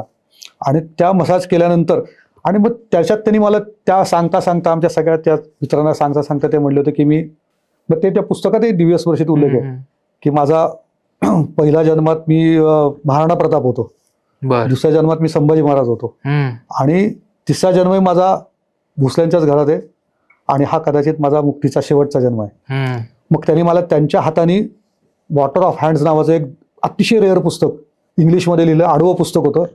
ते त्यांनी मला ब्लेसिंग फ्रॉम राम भोसले, आणि खूप छान असं ते मला त्यांच्या हाताने ब्लेसिंग देऊन ते पुस्तक घेऊन दिलं. आणि ते त्यांच्या कुठल्या एका ऑस्ट्रेलियन शिष्याने लिहिलं होतं.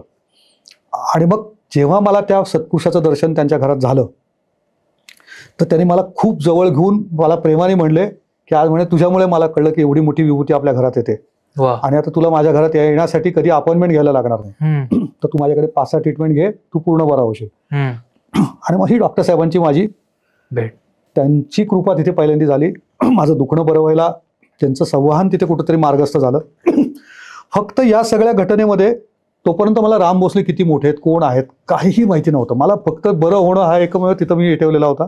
त्यांच्याविषयी मी त्याच्यानंतर 3-4-5 वर्षांनी जेव्हा दिव्यस्पर्शी वाचलं तेव्हा मला कळलं की आपण किती मोठ्या विभूतीला भेटलो. मग राम भोसले डॉक्टर साहेबांनी देह ठेवला आणि माझा तिथून प्रवास सुरू झाला. आणि मग महाअवतार बाबाजींच्या विषयी मी त्यांच्यामुळेच जाणून घ्यायची सुरुवात केली. आणि मग उपासना साधनेचे वेगवेगळे प्रकार नव्याने अवलंबायला सुरुवात केली. मग त्या सास्यांच्याकडे राहत असताना जो मित्र मला म्हणला की अरे तू देवीचं स्तोत्र का नाही म्हणत, तर म्हणून मग त्यांनी मला तुळजाभवानी स्तोत्र एक दिलं. ते म्हणत होतं, ते म्हणलं मला हेच दे, म्हणलं हे पाठ करतो. ते माझ्याकडनं पाठ झालं आणि मग लगेचच मला त्याला पुण्यामध्ये सुभाष शिंदे नावाचे अक्कलकोटचे एक ट्रस्टी होते, ते पुण्यात राहायचे, आणि ते माझ्याकडे वारंवार मला भेटायला यायचे. स्वामींची चित्र करतो म्हणून मंडई मठाचं चित्र केलं होतं तेव्हा सुद्धा ते मंडई मठापर्यंत पोहोचवण्यात त्यांनी मला खूप मदत केली. आणि सुभाष शिंदे त्यांची होंडा सिटी होती, आणि ते मला अक्कलकोटला जाताना मला म्हणायचे येतो का माझ्याबरोबर. आणि मग त्यांच्या गाडीत मी बेड रिटर्न असताना तो पाठीचा असा बेल्ट सगळा लावून मी त्यांच्या गाडीत पाठीमागे झोपायचो. ते मला अक्कलकोटला घेऊन जायचे. त्यांच्या अक्कलकोटची मीटिंग होईपर्यंत ते मला तिथल्याच वटवृक्ष मंदिरातल्या एखाद्या रूममध्ये मला तिथे सोय करून द्यायचे. ते निघाले की परत मला घेऊन यायचे. आणि माझं इकडे तुळजाभवानी स्तोत्र पाठ झालं आणि बरोबर त्या दिवशी त्यांचा फोन आला की शेखर मी उद्या अक्कलकोटला चाललो, येतो का माझ्याबरोबर. म्हणलं येतो. मग अक्कलकोटला मला फक्त मनात काय आलं की अक्कलकोटला जायला मिळतंय तर मोठी संधी आहे, तर आपल्याला हे स्तोत्र उद्या स्वामींच्या समोर म्हणता येईल वटवृक्षाच्या झाडाखाली उभं राहून. मी लगेच हो सांगून टाकलं. अक्कलकोटला पोहोचलो. अक्कलकोटला महाराजांच्या समोर उभं राहून त्या स्वतःचे पाठ केले. आणि आता मला वाट बघत होतो की आता मला शिंदेसाहेब म्हणतील की आता आपण काका म्हणतील की आपल्याला पुण्याला जायचं परत. ते बाहेर आले, मला म्हणले मिटिंग झाली, पण अरे शेखर म्हणे मला 2-3 दिवस इथेच थांबायला लागणार आहे, तर असं कर तू म्हणे एकटा पुण्याला जा, तुझी काही सोय होती का बघ, मला म्हणे थांबावं लागेल. आणि वटवृक्ष मंदिराचे मी बाहेर आलो आणि पुण्यातलं पहिलं संमेलन ज्यांनी केलं होतं ते नंदू वाकरे साहेब मला त्या मठाच्या बाहेर वटवृक्ष मंदिराच्या बाहेर भेटले. आणि मला स्वतःहून मला म्हणले की अरे कुठे चाललायस, काय म्हणले मी पुण्याला चाललोय. मग ते म्हणले आम्ही पुण्याला चाललोय, आमच्या गाडीतनं येतो का. त्यांच्या गाडीतनं आम्ही पुण्याकडे यायला निघालो. आणि अक्कलकोट रस्त्याला लागल्या लागल्या ते मला म्हणले, शेखर फक्त एक हा तुला जर चालत असेल तर म्हणे एक छोटी गोष्ट आम्हाला काय करायची, आपण म्हणे जाताना फक्त म्हणे तुळजापूर करून जाऊ.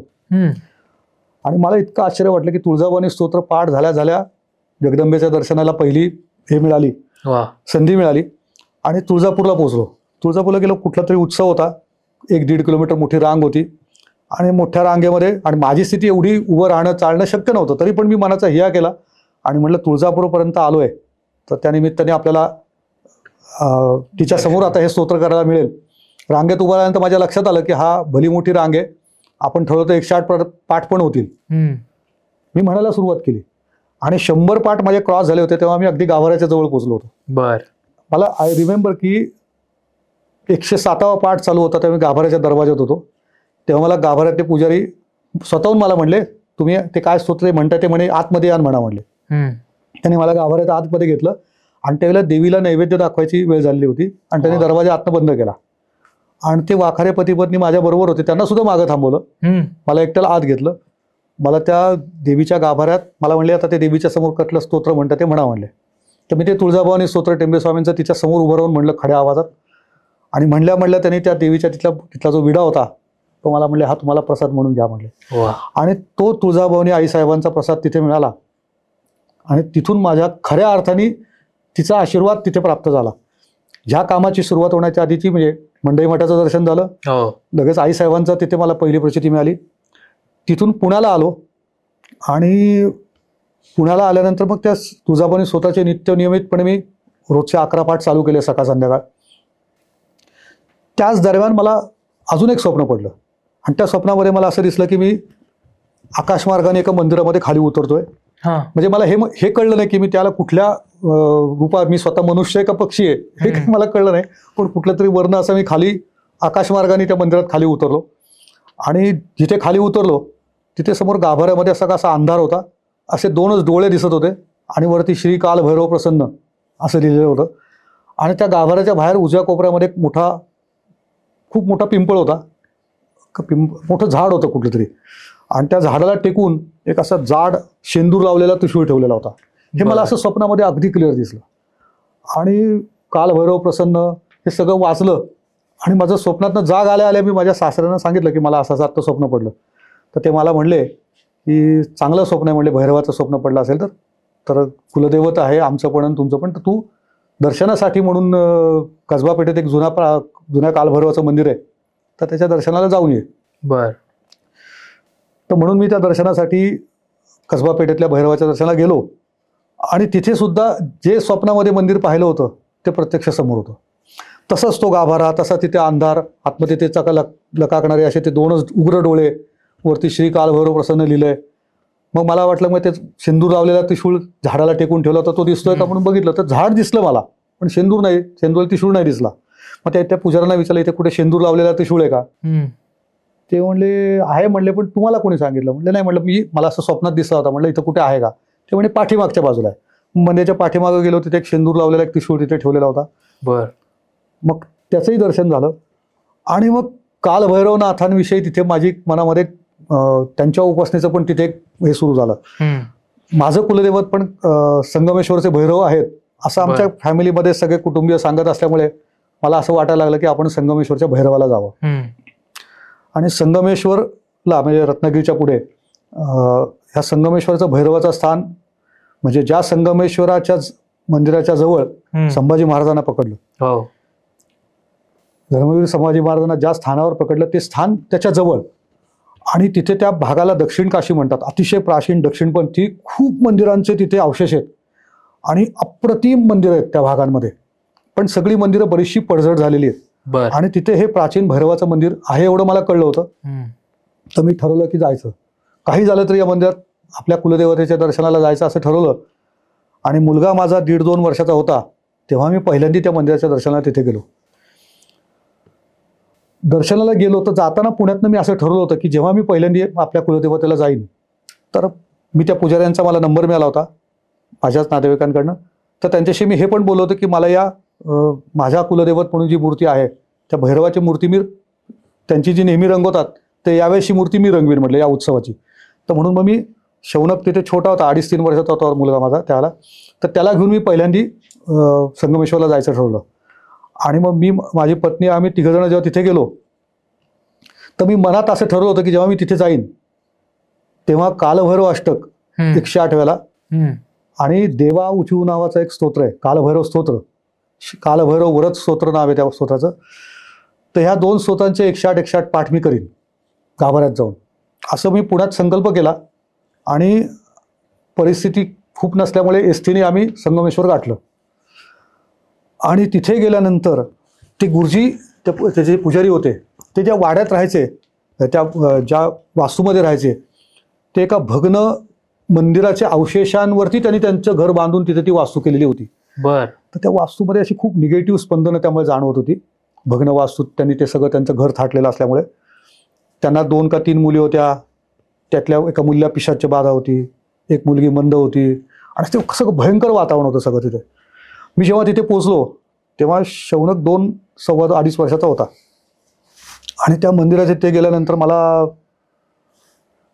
मी जे ठरवलं होतं की उपासना करायची, तर मी त्यांना सांगितलं की म्हटलं मी आता मंदिरात जाऊन उपासना करणार आहे, तिथे मला ही पूर्ण करायची म्हटलं, माझा संकल्प केलेला आहे.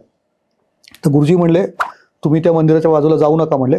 संध्याकाळच्या वेळेला तिकडे मंदिरात गावातलं पण कुणी जात नाही, कारण ते मंदिर स्मशानाच्या बाजूला, स्मशानाच्या समोर मंदिर आहे. तर त्यामुळे तिथे म्हणले सगळे भैरवाचे गण असतात आणि तिथे लोक जायला घाबरतात. आणि आमच्याकडे गावातली कुणीच लोक संध्याकाळ झाली की तिकडे मंदिरात जात नाहीत. पण त्यांना मीच म्हटलं माझा संकल्प आहे आणि मी काही झालं तर तिथे जाऊन करणार. आणि जून महिना होता साधारणपणे, आणि ढग भरून आलेले होते. जून जुलैचा महिना, अक्कच ढग भरून आले होते. आणि मी मंदिराकडे जायला निघालो तर ते पुजारी मला म्हटले नका जाऊ म्हणले, आम्ही कुणाला तिथे जाऊ देत नाही. तर मी म्हटलं किती पाऊस काही असू दे म्हटलं मी जाणार म्हटलं, कारण मी भैरवाचा मी संकल्प केला म्हटलं, त्यामुळे आता मी त्याच्यात बदल करणार नाही. आणि मग एकटा मी जंगलाच्या दिशेने जायला निघालो.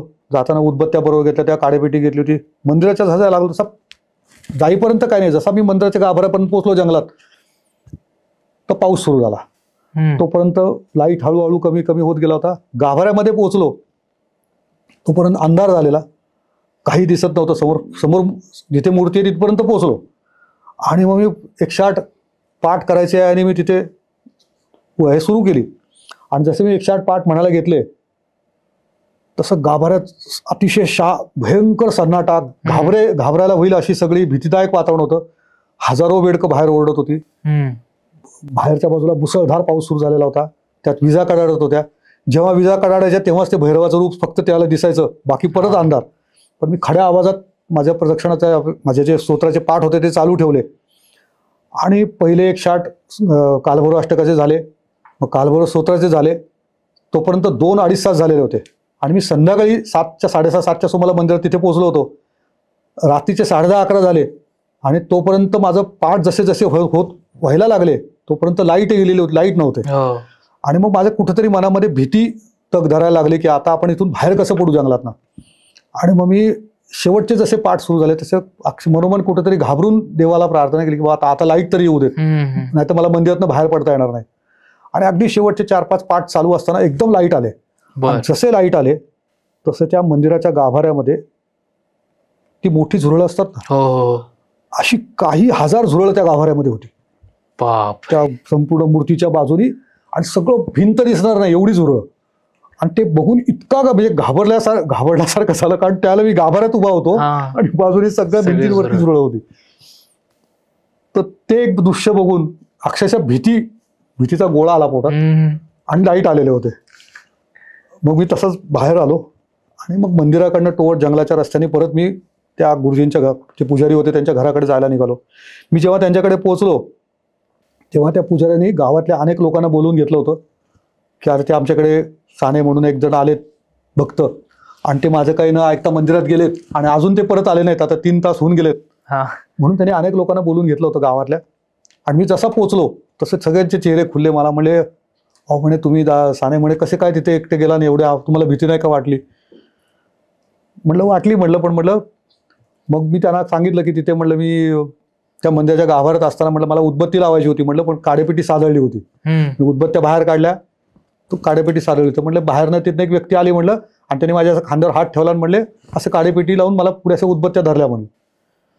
तर मी असं म्हणल्यानंतर ते सगळे एकमेकांकडे कावरे बावरे चेक करून बघायला लागले. मग ते मला म्हणले त्या मंदिरात कुणीच जात नाही म्हणले, ते भैरवाचे गण असतात म्हणले, त्यांच्यापैकी कुणीतरी उदबत्ती तुम्हाला लावून दिली असेल. बापरे. असं म्हणल्यावर मला अजून त्या गोष्टीची भीती वाटली. हा. पण तिथे ती भैरवाची उपासना माझी पूर्ण झाली होती. मग दुसऱ्या दिवशी सकाळी मी त्या मंदिरातल्या त्याच भैरवाच्या मूर्तीला अत्यंत श्रद्धेने त्याच देवतेची स्तोत्राचे पाठ करत ती देवतेची मूर्ती रंगवली, आमच्या कुलदेवतेची. आणि मूर्ती रंगवल्यानंतर त्या भैरवाची कृपा, तिथून खऱ्या अर्थाने माझ्या कामाला तिथून वेग मिळाला. बर. आता तोच काळ होता की जेव्हा मी पहिल्यांदा मंडई मठाच्या मंदिरात चित्र माझी जशी साधना सुरू झाली, दर आठवड्याला मी मंडई मठामध्ये दर्शनाला जायला लागलो. तेव्हा पुण्यामध्ये अन्नछत्राची पालखी यायची. मग पालखीला एकदा दर्शनाला गेलो. पालखीचं दर्शन सुद्धा मला दर्शन करता येणार, तिथे मला त्या वृद्ध माणसाने बखर हातात दिली. ती बखर वाचून मी महाराजांचं त्या वेळेला पहुडले, असं अख्खा दिवसभर मी पडूनच असायचो. पडल्या मी महाराजांचं एक विष्णू रूपातलं स्केच बसवलं. आणखी महाराज विष्णू रूपामध्ये शेषावरती पहुडलेले आहेत. आणि ते स्केच बसल्यानंतर असं वाटलं, जसं स्केच पूर्ण झालं तर तेव्हा पण अशी गोष्ट आहे की आम्ही ज्या भागात राहायचो सेनापती बापट रोडला, तिथे पुढे बेताळ बाबा चौक आहे. त्याच चौकामध्ये त्यावेळेला पुण्यामध्ये कमलाकर तपस्वी नावाचे खूप मोठे दोन्ही डोळ्यांनी ज्यांची दृष्टी आधू झालेली होती आणि जे महाराजांचे विलक्षण अभंग सादर करायचे आणि महाराजांवरचे ते गीतही तेच लिहायचे आणि खूप अप्रतिम अभंग सादर करायचे. आणि त्यांचं नाम संकीर्तन असलं की लोक देहभान विसरून तपस्वी काकांच्या कार्यक्रमाला जायचे. आणि तपस्वी काकांचं स्वामी महाराजांची नातं अतूट होतं खूप. त्यांनी म्हणजे तुम्ही युट्यूबवरती त्यांना जरी सर्च केलं, अतिशय अप्रतिम आवाज त्यांचा होता. त्या आवाजाला एक दैवी हे होता. तर त्यांचं तिथे तपस्वी काकांचं स्वामींचं भजन चालू असताना मला ते विष्णू रूपातलं स्केच पुरलं. मी तिथेच ते बसून काढलं होतं. त्याचं डिटेलिंग घरी आल्यानंतर सगळं केलं. आणि अगदी घराच्या शेजारी असल्यामुळे मला ते जायला मिळालं. त्याच्या पाठीच्या दुकानात मला एवढं कुठे जाणं शक्य नव्हतं, पण अगदी घराच्या जवळ होतं. आणि मग ते स्केच झाल्यानंतर असं वाटलं की आता आपण अक्कलकोट गाठावं. मग मी एका गुरुवारी जाऊन नाना गत्रेने विचारलं, मी आता अक्कलकोटला जाऊ का? मला म्हणले कुठेही जायचं नाही, अक्कलकोट वगैरे काही नाही, मंडई मठात जातो तेच चालू ठेव. पण माझा स्वभाव थोडासा जरा ना, एखादी गोष्ट मनात आली आणि ती करायची जर तीव्र इच्छा झाली तर मी माझ्या मनातल्या इच्छेलाच पहिलं प्रमाण देतो. मी कुणालाच जुमानत नाही. आणि तेव्हा माझं असं झालं की असं वाटलं की आपण कुणाचंच ऐकायचं नाही, अक्कलकोटला जायचं. आणि मग त्याला माझा एक लहानपणचा मित्र होता, त्याला मी फोन केला की अरे म्हणलं मकरंद माळवे म्हणून खूप जवळचा मित्र आहे. त्याला फोन केला की मकरंद म्हणलं मला खूप जायची अक्कलकोटला इच्छा होती, माझ्याकडे आता अक्कलकोटला जाण्या इतके पण पैसे नाही आहेत, तर तुम्हाला एक 200 रुपये दे आणि मला अक्कलकोटच्या गाडीत बसवून दे.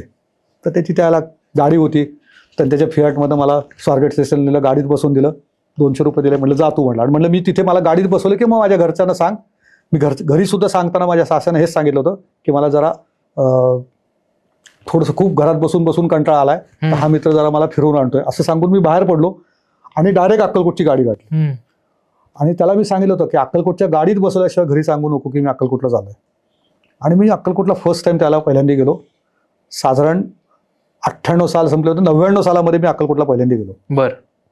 आणि अक्कलकोटला जेव्हा मी पहिल्यांदा गेलो तर ते विष्णू रूपातलं स्केच मी माझ्या बॅगेतनं नेलं होतं. आणि सकाळी उजाडत एसटी अक्कलकोटला पोचली आणि ती गाडी निम्मी रिकामी होती. आणि गाडीचं सगळ्यात मागचं सीट एक असं आडवं लांब सीट असतं, त्याच्यावरती मला बसता येत नाही म्हणून मी त्या सीटावरती झोपलो. पण रिकामी गाडी असल्यामुळे आणि ती अशी थाड मला उडवत, अक्षरशः फुटबॉलसारखं गाडीमध्ये उडवत मी त्याने मला अक्कलकोटपर्यंत नेलं. पण त्या अतीव श्रद्धेपोटी आणि महाराजांची इतकी ओढ लागली होती भेटीची, कधी अक्कलकोटला जातोय, तर ती माझी पहिली अक्कलकोटची भेट जेव्हा मी अक्कलकोटला पहिल्यांदा गेलो. आणि त्या स्टँडच्या बाहेर आलेल्या मी विचारलं इथे अक्कलकोटचं स्वामींचं मठ कुठे आहे? तर त्या मला एका माणसाने सांगितलं की समोरच्या गल्लीत म्हटलं महाराजांचा समाधी मठ आहे. मठापाशी गेलो तर तिथे एक पुजारी झाडत होते आणि माझ्या असे कमरेपासून हातीपर्यंत असा मोठा बेल्ट लावलेला तो पिंजरा होता, त्याच्यावरनं शर्ट घातलेला होता. मी असं त्या गाभाऱ्यापर्यंत पोहोचलो होते, ते पुजारी झाडत होते आणि अगदी पहाटेची वेळ होती, 5:30 पावणे 6. तर ते मला म्हणले तुम्हाला काय अभिषेक करायचा आहे का? तर म्हणलं इथं काय आहे? ते म्हणजे महाराजांची समाधी आहे. हो म्हणलं करायचं आहे, फक्त म्हणलं मला बसता येत नाही जास्त. मग त्यांना दाखवलं, म्हणलं मला असं ह्या असल्यामुळे म्हणले बसू शकत नाही. ते म्हणले इथले म्हणले वस्त्र कमरेला म्हणले तुम्ही हे करा आणि मग गाभाऱ्यात या म्हणले. एक सोहळं मला दिसायला, ते मी लुंगीसारखं नेसलं आतमध्ये आलो आणि म्हणले महाराजांना इथे गाभाऱ्यात अभिषेक करता येईल तुम्हाला? तर म्हणले ते म्हणजे मग रुद्राचा अभिषेक सुरू केला. वा. आणि समाधीवर मी असे हात ठेवले होते आणि मी डोळे मिटून बसलो होतो. ते मला म्हणले की तुम्ही मनामध्ये स्वामींना संकल्प करा कशासाठी अभिषेक करायचा, हा. मनामध्ये सांगा स्वामींना कशासाठी, तुम्हाला काय काय इच्छा आहे तुमच्या. तर काही समाधीवर असे हात ठेवले आणि महाराजांना म्हणलं की तुमचं विष्णुरूपातलं स्केच काढून इथं आणलंय आणि खूप इच्छा आहे की हे चित्र करून तुमच्या इथे अर्पण करावं अक्कलकोटला, आणि माझी एवढी इच्छा पूर्ण करा. आणि तो क्षण असा होता की आर्थिक, शारीरिक, मानसिक तिन्ही बाजूने नाकेबंदी झाली असताना सुद्धा मला या कुठल्याही भौतिक गोष्टीतलं काहीच मागावं असं वाटलं नाही. आणि मागितलं काय, तर तुमचं विष्णुरूपातलं चित्र काढून अक्कलकोटला ठेवायची इच्छा आहे, अर्पण करायची इच्छा आहे, तेवढी मला संधी द्या, असं फक्त तिथे मी म्हटलो आणि डोळे मिटून बसलो. तोपर्यंत त्यांचा अभिषेक चालू होता. अभिषेक झाल्यानंतर ते मला गुरुजी म्हणले चला तुमचा अभिषेक झाला म्हणले. मग गाभाऱ्यातनं बाहेर आलो. तर त्यावेळेला अक्कलकोटच्या गाभाऱ्याच्या बाहेर मुख्यचे मंदिर आहे समाधी मठाचं, तिथे पूर्वी मोठे नगारे असायचे की जे पूर्वीपासून स्वामी असल्यापासून वाजवले जायचे. बर. अलीकडच्या काळात ते आता नगारे तिथे दिसत नाहीत, पण पूर्वी तिथे मोठे 2 नगारे होते. आणि एक पलंग होता, त्या पलंगावरती बिबट्या वाघाचं व्याघ्राजीन होतं आणि त्याला बिबट्या वाघाचं तोंड पण होतं, तोंडासहित असलेलं व्याघ्राजीन होतं.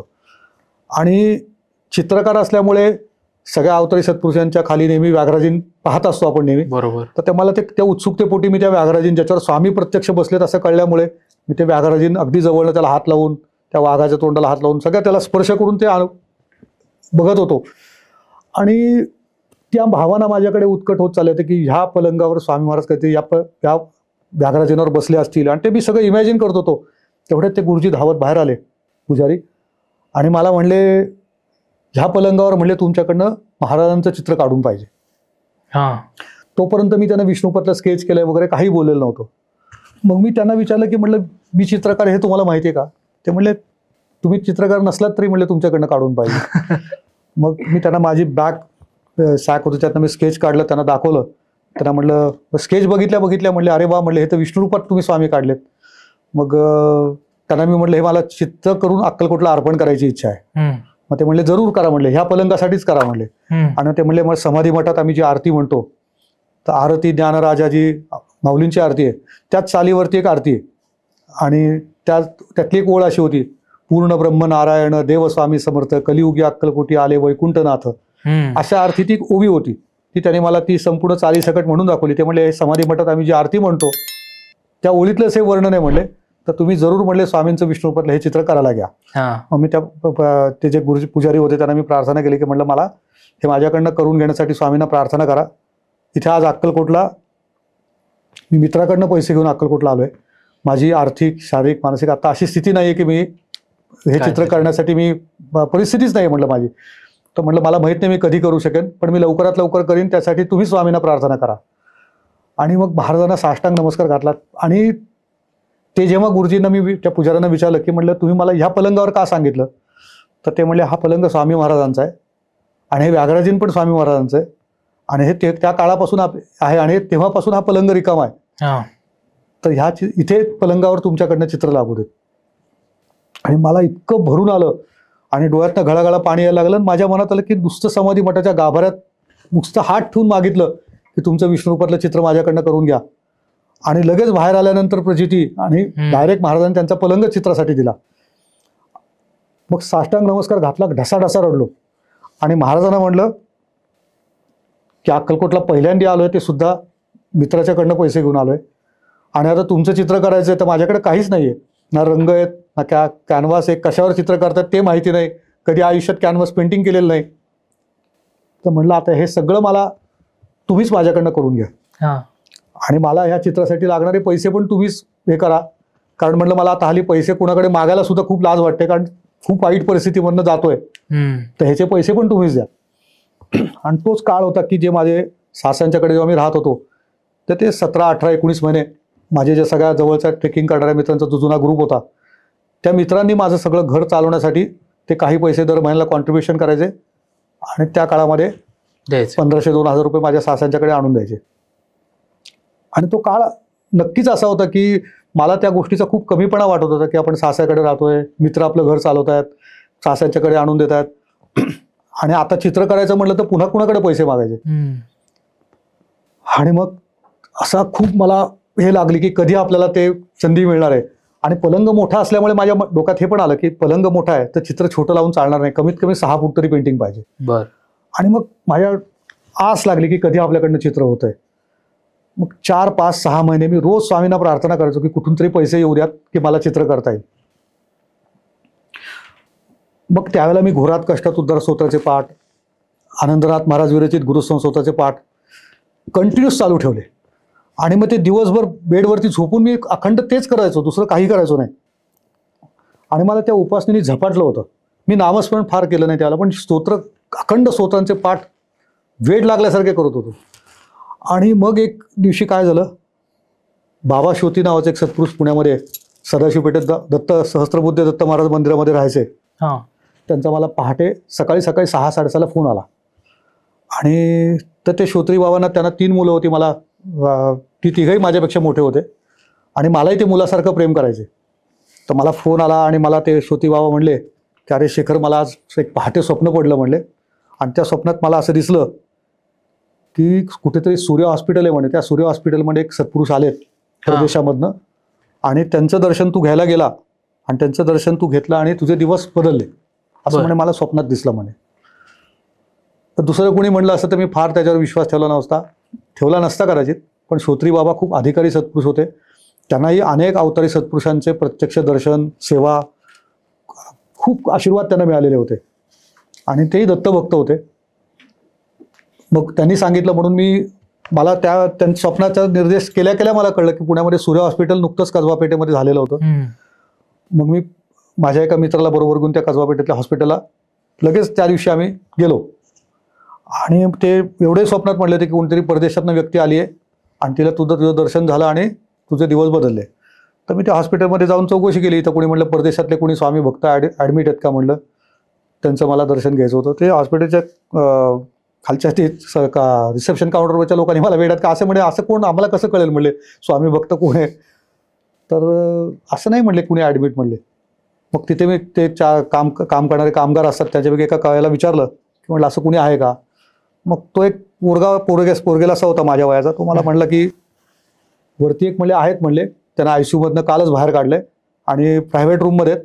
तर त्यांच्या समोर म्हणजे एक स्वामींचा फोटो त्यांनी लावलेला आहे आणि ते कुठलेत काय माहीत नाही म्हणले, पण त्यांच्या जबड्यात प्लेट घातलेल्या आहेत आणि ते अमेरिकेतनं आलेले. ते कोण आहेत वगैरे आम्हाला काही माहिती, सत्पुरुष आहेत का वगैरे माहिती नाही. तर मग ते असं म्हटल्यानंतर सत्पुरुष आहेत का नाही माहिती नाही, पण म्हणले तुम्ही जाऊन बघा. मग म्हटलं असं डायरेक्ट गेलं तर चालेल का. तो मला घेऊन गेला तिथपर्यंत. तर त्या रूमचा दरवाजा अर्धा उघडा होता. मी आत डोकावून पाहिलं तर त्याने मला आधीच सांगितलं होतं की त्यांच्या जबड्यात प्लेट घातलेली आहे, त्यांना बोलता येत नाही, जाऊन बघा म्हणले. तर दरवाजा अर्धा उघडा होता म्हणून मी आतमध्ये असं डोकावून बघितलं. तर जसं काही ते माझी वाट बघत होते अशा पद्धतीने त्याने माझ्या चेहऱ्याकडे बघितल्या त्याने मला असं पुढे असं स्माईल दिलं, आत बोलवलं मला हाताने. आतमध्ये आलो, त्यांचे 2 नातेवाईक आतमध्ये होते. मी रूममध्ये आल्या ते मला असं माझ्याकडे बघितलं आणि त्यांनी असं कागदाच्या चिठ्ठीवरती लिहिलं तुम्ही शेखर साने का, अशी चिठ्ठी हातात दिली. तर माझ्यासाठी हा पहिला जरा धक्का होता की ज्या व्यक्तीला मी पहिल्यांदा भेटतोय त्यांनी डायरेक्ट तुम्ही शेखर साने का म्हणून मला हातात कागदाची चिठ्ठी होती. आणि मग मला ते श्रोत्री बाबांचे शब्द आठवले की एक सत्पुरुष आलेत आणि ते परदेशातनं आलेत आणि तो म्हटलं कदाचित हे सांगितलं ते बहुतेक, म्हणून मी त्यांनी शेखर साने का म्हटलं मी असा हात जोडून उभा राहिलो. मग त्यांनी मला एका खुर्चीकडे निर्देश केला आणि बसायला सांगितलं. मग खुर्चीवरती बसल्यानंतर अगदी तो क्षण म्हणजे मला आठवतं की ते हनुमंत, त्यांच्याबद्दल मला काहीच माहिती नव्हतं. मग त्यांनी मला त्यांच्या नातेवाईकाला खून करून एक पाकिट द्यायला सांगितलं. ते पाकिट काढलं, माझ्या हातात दिलं. तर पाकिटावरती माझं नाव ऑलरेडी लिहिलं होतं, श्री शेखर साने. तर मी ते बघून अजून चकित झालो की आधी चिठ्ठीवरती नाव वाचलं होतं, आता पाकिटावरच लिहिलेलं पाकिट होतं. असं जाडसं पाकिट हातात दिलं माझ्या. तर मी विचारलं काय आहे. तर मला म्हणले ते उघडा तर खरी म्हणले, असं खून केले. मी ते उघडलं. तर ते उघडल्यानंतर त्याच्यामध्ये 100 रुपयाच्या 100 नोटा होत्या. बर. त्या काळातली गोष्ट सांगतोय. आणि ते त्यांनी मला दिले आणि ते 100 रुपयाच्या 100 नोटा असलेलं पाकिट बघितल्यानंतर मी विचारलं पण कशासाठी म्हणलं. मग त्यांनी दुसऱ्या चिठ्ठीवर लिहिलं की श्री स्वामी महाराजांचे कुठले चित्र राहिले आहे ते सुरू करणे. आणि मग मला एकदम आठवलं की विष्णुरूपाच्या चित्रासाठी आपण रोज स्वामींना प्रार्थना करतो की कुठून तरी पैसे पाठवा, आणि हे पैसे माझ्यापर्यंत आलेले होते. आणि मग आता ते चित्र कसं करायचं. मग त्यावेळेला एकांची मदत घेऊन मी पहिल्यांदा कॅनव्हास तयार केला. चित्राची सुरुवात केली. मला जास्तीत जास्त अख्ख्या दिवसातून अर्धा ते 1 तास त्या चित्रावर काम करता यायचं. कारण पाठीच्या दुखण्यामुळे मला 3 मिनिटं पण सरळ बसता यायचं नाही. पण त्या स्थितीमध्ये सुद्धा अतिशय जिद्दीने ते चित्र 1.5-2 महिन्यात माझ्याकडनं पूर्ण झालं. आणि जसं पूर्ण व्हायला लागलं तसं त्याला अनेक स्वामी भक्त माझ्या परिचित समाजाच्यातले होते, ते माझ्याकडे दर्शनाला यायला लागले. आणि एकाच्या ओळखीने दुसऱ्याच्या ओळखीने असं करत करत माझ्याकडे लिटरली म्हणजे त्या 1.5-2 महिन्यात शेकडो लोक माझ्याकडे दर्शनाला आली. बर. आणि लोक यायची आणि अक्षरशः म्हणजे लोक असे गटागटाने एक गेला की त्याच्यावर तो पुढचे 10 जण पुढचे तो घेऊन यायचा. आणि कदाचित त्याला स्वामींच्या ट्रॅडिशनल मुद्रा सोडून मी काहीतरी वेगळं काय पहिल्यांदा चित्र साकारलं गेलं होतं. आणि ते विष्णुरूपातलं चित्र बघण्यासाठी इतके लोक यायला लागले. मग त्याला मला एक फोन आला की शंकराचार्यांना तुमच्याशी बोलायचंय, शंकराचार्यांना तुमच्याकडे यायचंय म्हणून त्यांचा फोन आलाय. तर मला त्यावेळेला काय आलं, माझे सगळे मित्र त्या असे खूप त्या एजमधले मित्र असतात, ते सगळे मस्तीखोर असतात. तर त्यामुळे मी म्हणलं कुणीतरी मित्र चेष्टा करतायत, आपल्याला शंकराचार्य कशाला फोन करतील म्हणलं. तर मग ती फोन हातात घेतला तर तिकडनं संस्कृतमध्ये एक वृद्ध व्यक्ती माझ्याशी बोलायला लागली. ते होते विद्याशंकर भारती, कोल्हापूरचे शंकराचार्य, करवीर पीठाचे. आणि मग ते संस्कृतमध्ये आधी बोलले माझ्याशी आणि मग परत मराठीत बोलले. आणि मग ते मला म्हणले की बाळा, म्हणे मला असं कळलं की तू विष्णुरूपातलं चित्र केलंयस आणि ह्याच विषयावरती म्हणले मी 2 महिन्यापूर्वी अक्कलकोटला कीर्तन केलं होतं आणि महाराजांच्या विष्णुरूपाचं वर्णन केलं होतं. आणि बरोबर 2-3 महिन्यांनी ते चित्र तुझ्या इथे पुण्यामध्ये कॅनव्हासवरती प्रकटावं, हे किती विलक्षण आहे. तर म्हणून मला दर्शनाला यायची इच्छा आहे. मग ते दर्शनाला यायची इच्छा आहे म्हटल्यानंतर मी त्यांना, मला कळलं की शंकराचार्य जर घरी आले तर खूप त्याला प्रोटोकॉल असतात, त्यांची पाद्यपूजा असते, त्यांना काय मान सन्मान असतो. आणि मी त्याला सासऱ्यांच्याकडे राहत होतो. तर मला ते येऊ नयेत अशी खूप मनोमन इच्छा होती की ते आले तर आपण कसं करणार, आपल्याकडे पैसे नाहीत. म्हणून मी ते टाळायला मी त्यांना म्हटलं तुम्ही येऊ नका, मी तुम्हाला दाखवायला येईल. नाही म्हणले, असं कसं, मीच दर्शनाला येणार, मला तुमचा पण पत्ता सगळा हे द्या, मी उद्या तुमच्याकडे दर्शनाला येणार आहे. ते कुठेतरी चिंचवडला उतरले होते. मग दुसऱ्या दिवशी ते चिंचवडवरून सकाळी 11ला येणार म्हणून त्यांनी सांगितलं होतं. मी सकाळपासून महाराजांच्या पुढे जाऊन पडलं, बाबा काही कारण शंकराचार्यांना माझ्याकडे येऊ देऊ नका. असं कुणी कधी करत नाही की आपल्याकडे एक सत्पुरुष येणार आहेत आणि तो सत्पुरुष येऊ नये म्हणून कुणी स्वामींची प्रार्थना करते. मी पहिला कदाचित असेल. आणि महाराजांना म्हणलं की काही करा पण त्यांना माझ्यापर्यंत येऊ देऊ नका म्हणलं. आणि मग 11-11:30 जेव्हा येणार होते तर 11-11:30च्या सुमाराला एक फोन आला. आणि मग ते फोन आल्यानंतर तिकडची व्यक्ती म्हणली की शंकराचार्य तुमच्याशी बोलतायत, त्यांची प्रकृती बिघडल्यामुळे ते येऊ शकत नाहीयेत. अरे बापरे म्हणलं, आपण म्हणजे फारच स्वामींनी आपलं त्याला लगेच ऐकलं असं म्हणता येईल. आणि तर ते येऊ शकत नाहीयेत पण त्यांना तुम्हाला आशीर्वाद द्यायचा आहे म्हणले. मग त्यांनी तिकडे फोन हातात दिला आणि एक भला मोठा 2-3 मिनिटाचा मोठा संस्कृतमधला आशीर्वाद दिला. तो सगळा माझ्या डोक्यावरनं बाउन्सर गेला. आणि मग त्या 2-4 मिनिटाच्या मोठ्या आशीर्वादाचा सगळा त्यांनी अर्थ मला मराठीत सांगितला. त्या आशीर्वादाचा अर्थ असा होता की तुझ्याकडनं स्वामींची अनेक रूपातली चित्र होतील, अनेक विधर्थ रूप तुझ्या हातनं होतील, असं एकही रूप राहणार नाही स्वामींचं की जे तुझ्याकडनं झालं नाही. वा. आणि तुझं पुढं स्वामींच्या नावाने तुझं नाव ओळखलं जाईल. कदाचित शंकराचार्यांचा तो आशीर्वाद मला तो असा मटेरियलाइज होईल पुढे हे अगदी या क्षणापर्यंत सुद्धा त्याचा विश्वास बसत नाही मला. आणि जेव्हा शंकराचार्य असं बोलून गेले की स्वामींच्या नावाने तुझं नाव ओळखलं जाईल आणि हजारो चित्र तुझ्याकडनं होतील, तो कुठेतरी तो आशीर्वाद मला इतकी प्रचंड ऊर्जा देऊन गेला. आणि बरोबर तिथून डॉक्टर राम भोसले भेटले, त्यांच्याकडनं झालेल्या ट्रीटमेंट झाल्या. त्या ट्रीटमेंट होता होता जसं दुखणं थोडं थोडं रिकवर व्हायला लागलं, मला थोडं थोडं बसता यायला लागलं. आणि मग त्या 18-19 महिन्याच्या बेड रिटर्न नंतर मी पहिल्यांदा अशी हिंमत केली की आपण कुठेतरी छोटंसं भाड्याने घर घेऊ आणि मुलाला घेऊन कुठेतरी आपण भाड्याच्या घरात राहायला सुरुवात करू. आणि अगदी तो काळ की ज्यावेळेला माझी अशी मनाची मी हिया केला आणि त्या दरम्यान मी छोटं छोटं बाहेरनं काम घ्यायची पण सुरुवात हिंमत करून काम घेतलं की आपण आता स्वामींची चित्र पण थोडी थोडी सुरू करू. तर इकडे विष्णुरूपातलं चित्र पूर्ण झालं होतं. आणि ह्या विष्णुरूपातल्या पूर्ण झालेल्या चित्राला शंकराचार्य येऊ शकले नाहीत, त्यांचा आशीर्वाद मिळाला. आणि मग चित्राच्या दर्शनाला त्या 1.5-2 महिन्यामध्ये माझ्याकडे शेकडो लोक येऊन गेले. मग हे चित्र अक्कलकोटला हलवायचं होतं.